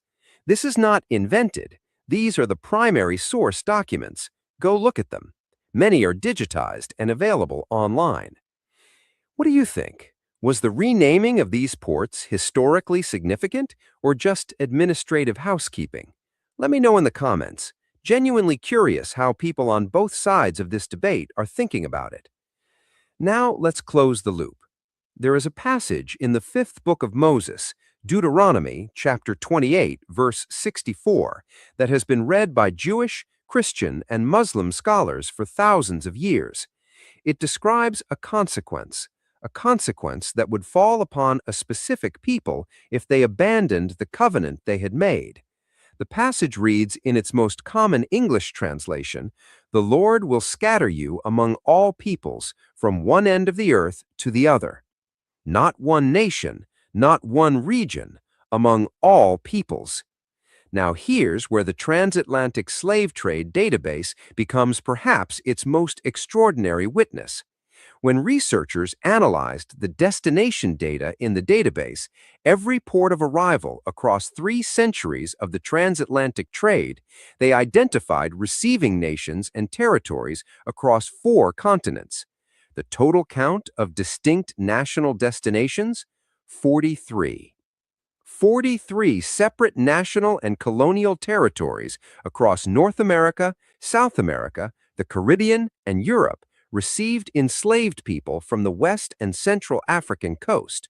The United States, Brazil, Cuba, Haiti, Jamaica, Barbados, Trinidad, Puerto Rico, Mexico, Peru, Colombia, Venezuela, Suriname, Guyana, the Dutch Antilles, the Danish Virgin Islands, and more, from one end of the earth to the other. Now, I want to be careful here. I'm not telling you that this proves the transatlantic slave trade was a divine punishment. I am not making a theological claim. People of many different faiths and no faith in all have strong and legitimate reasons to resist that framing. What I am saying is this: from a purely historical and documentary standpoint, the pattern described in that ancient text written over 2,000 years ago, matches the documented dispersal pattern recorded in a 21st century academic database.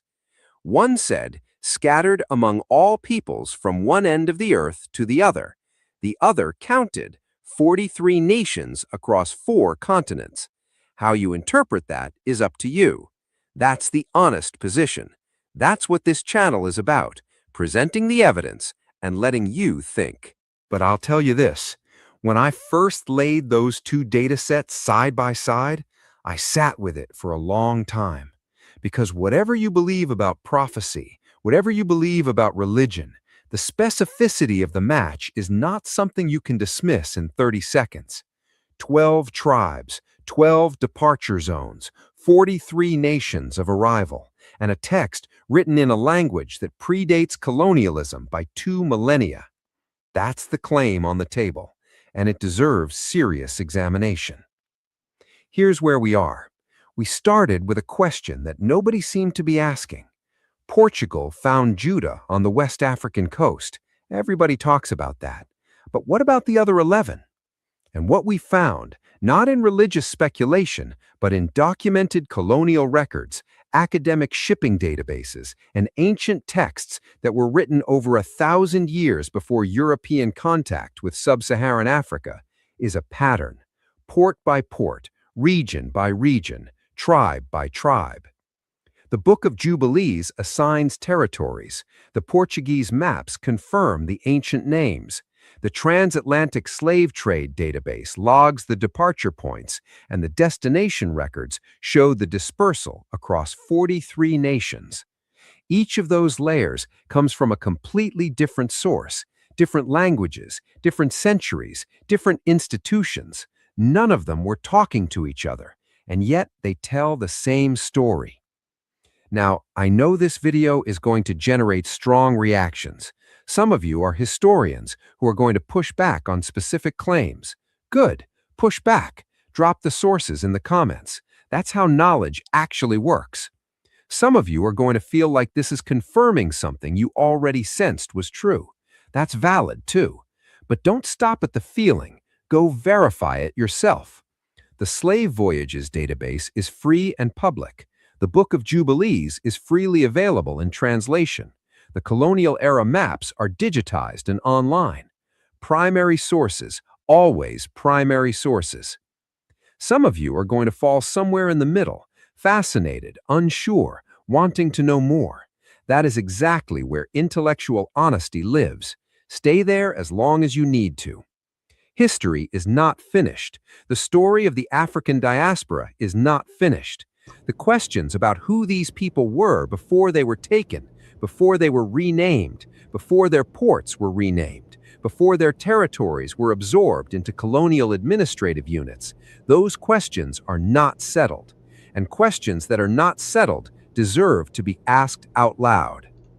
If this video gave you something to think about, share it with someone who studies history. Share it with someone who doesn't. All right, share the video indeed. All links are in the description box. We made it all the way through. All praises to the Most High. We're going to go out on a high song from your Akazaki Yahoo. I love you all, Israel, all you Israelites scattered to the 4 quarters of the earth. Once again, you have been live and direct with your Akazaki Yahoo. As always, I'm giving all praises, honor, and great esteem unto the Most High Power, Yahuwah Bashem HaMashiach, Yahushua, and to the 12 tribes who are scattered.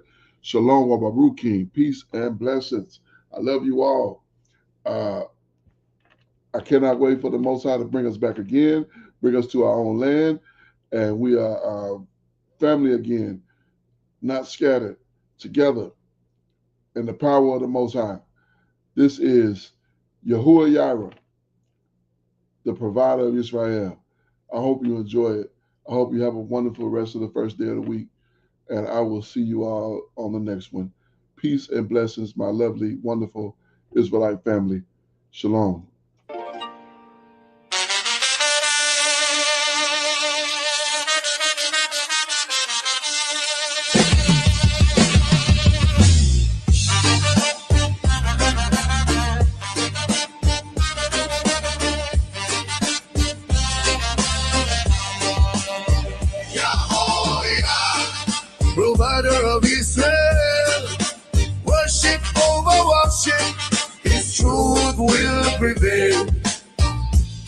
idols can deliver, no false God stands. Yahuwah feeds his people with his mighty hand. We don't ride no warship made by man, no idols carved by a stranger's hand. Our strength ain't found in the spears they raise, but in Yahweh's name, the ancient of days. When the nations rage and the drums sound loud, Israel stands firm, we will not bow. For every need from earth to sky, Yahuwah Yireh, Yelel Yan Mosai. They build their armies, they trust their sword, but we trust the voice of the living word. He led our fathers through desert sand, fed us manna by his command. From bondage chains to promised land, he held Israel in his righteous hand. Still today his power never fails. Yahuwah Yireh, who truly prevails. Yahuwah Yireh, hear our call. In every struggle we will never fall. Your words are our armor, your love is our shield. For the battle is yours, the victory revealed. So gather round, listen, hear the sound of people united on holy ground. With family and friends we stand with pride. In the grace of Yahuwah we won't divide. Their towers may crumble, their riches decay, but our faith is our fortress, we won't sway.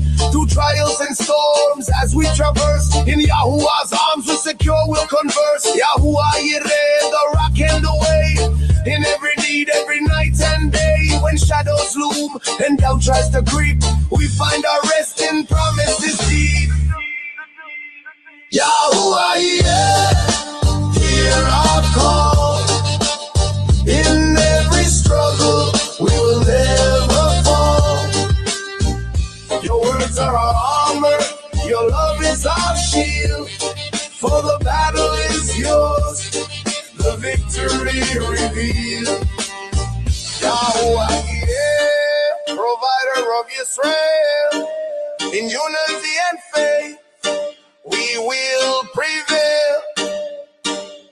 Through the ages, your truth will stand. Yahuwah Yireh holds us in his hand. Yahuwah Yireh, forever will we lie. With your strength within, we will soar high.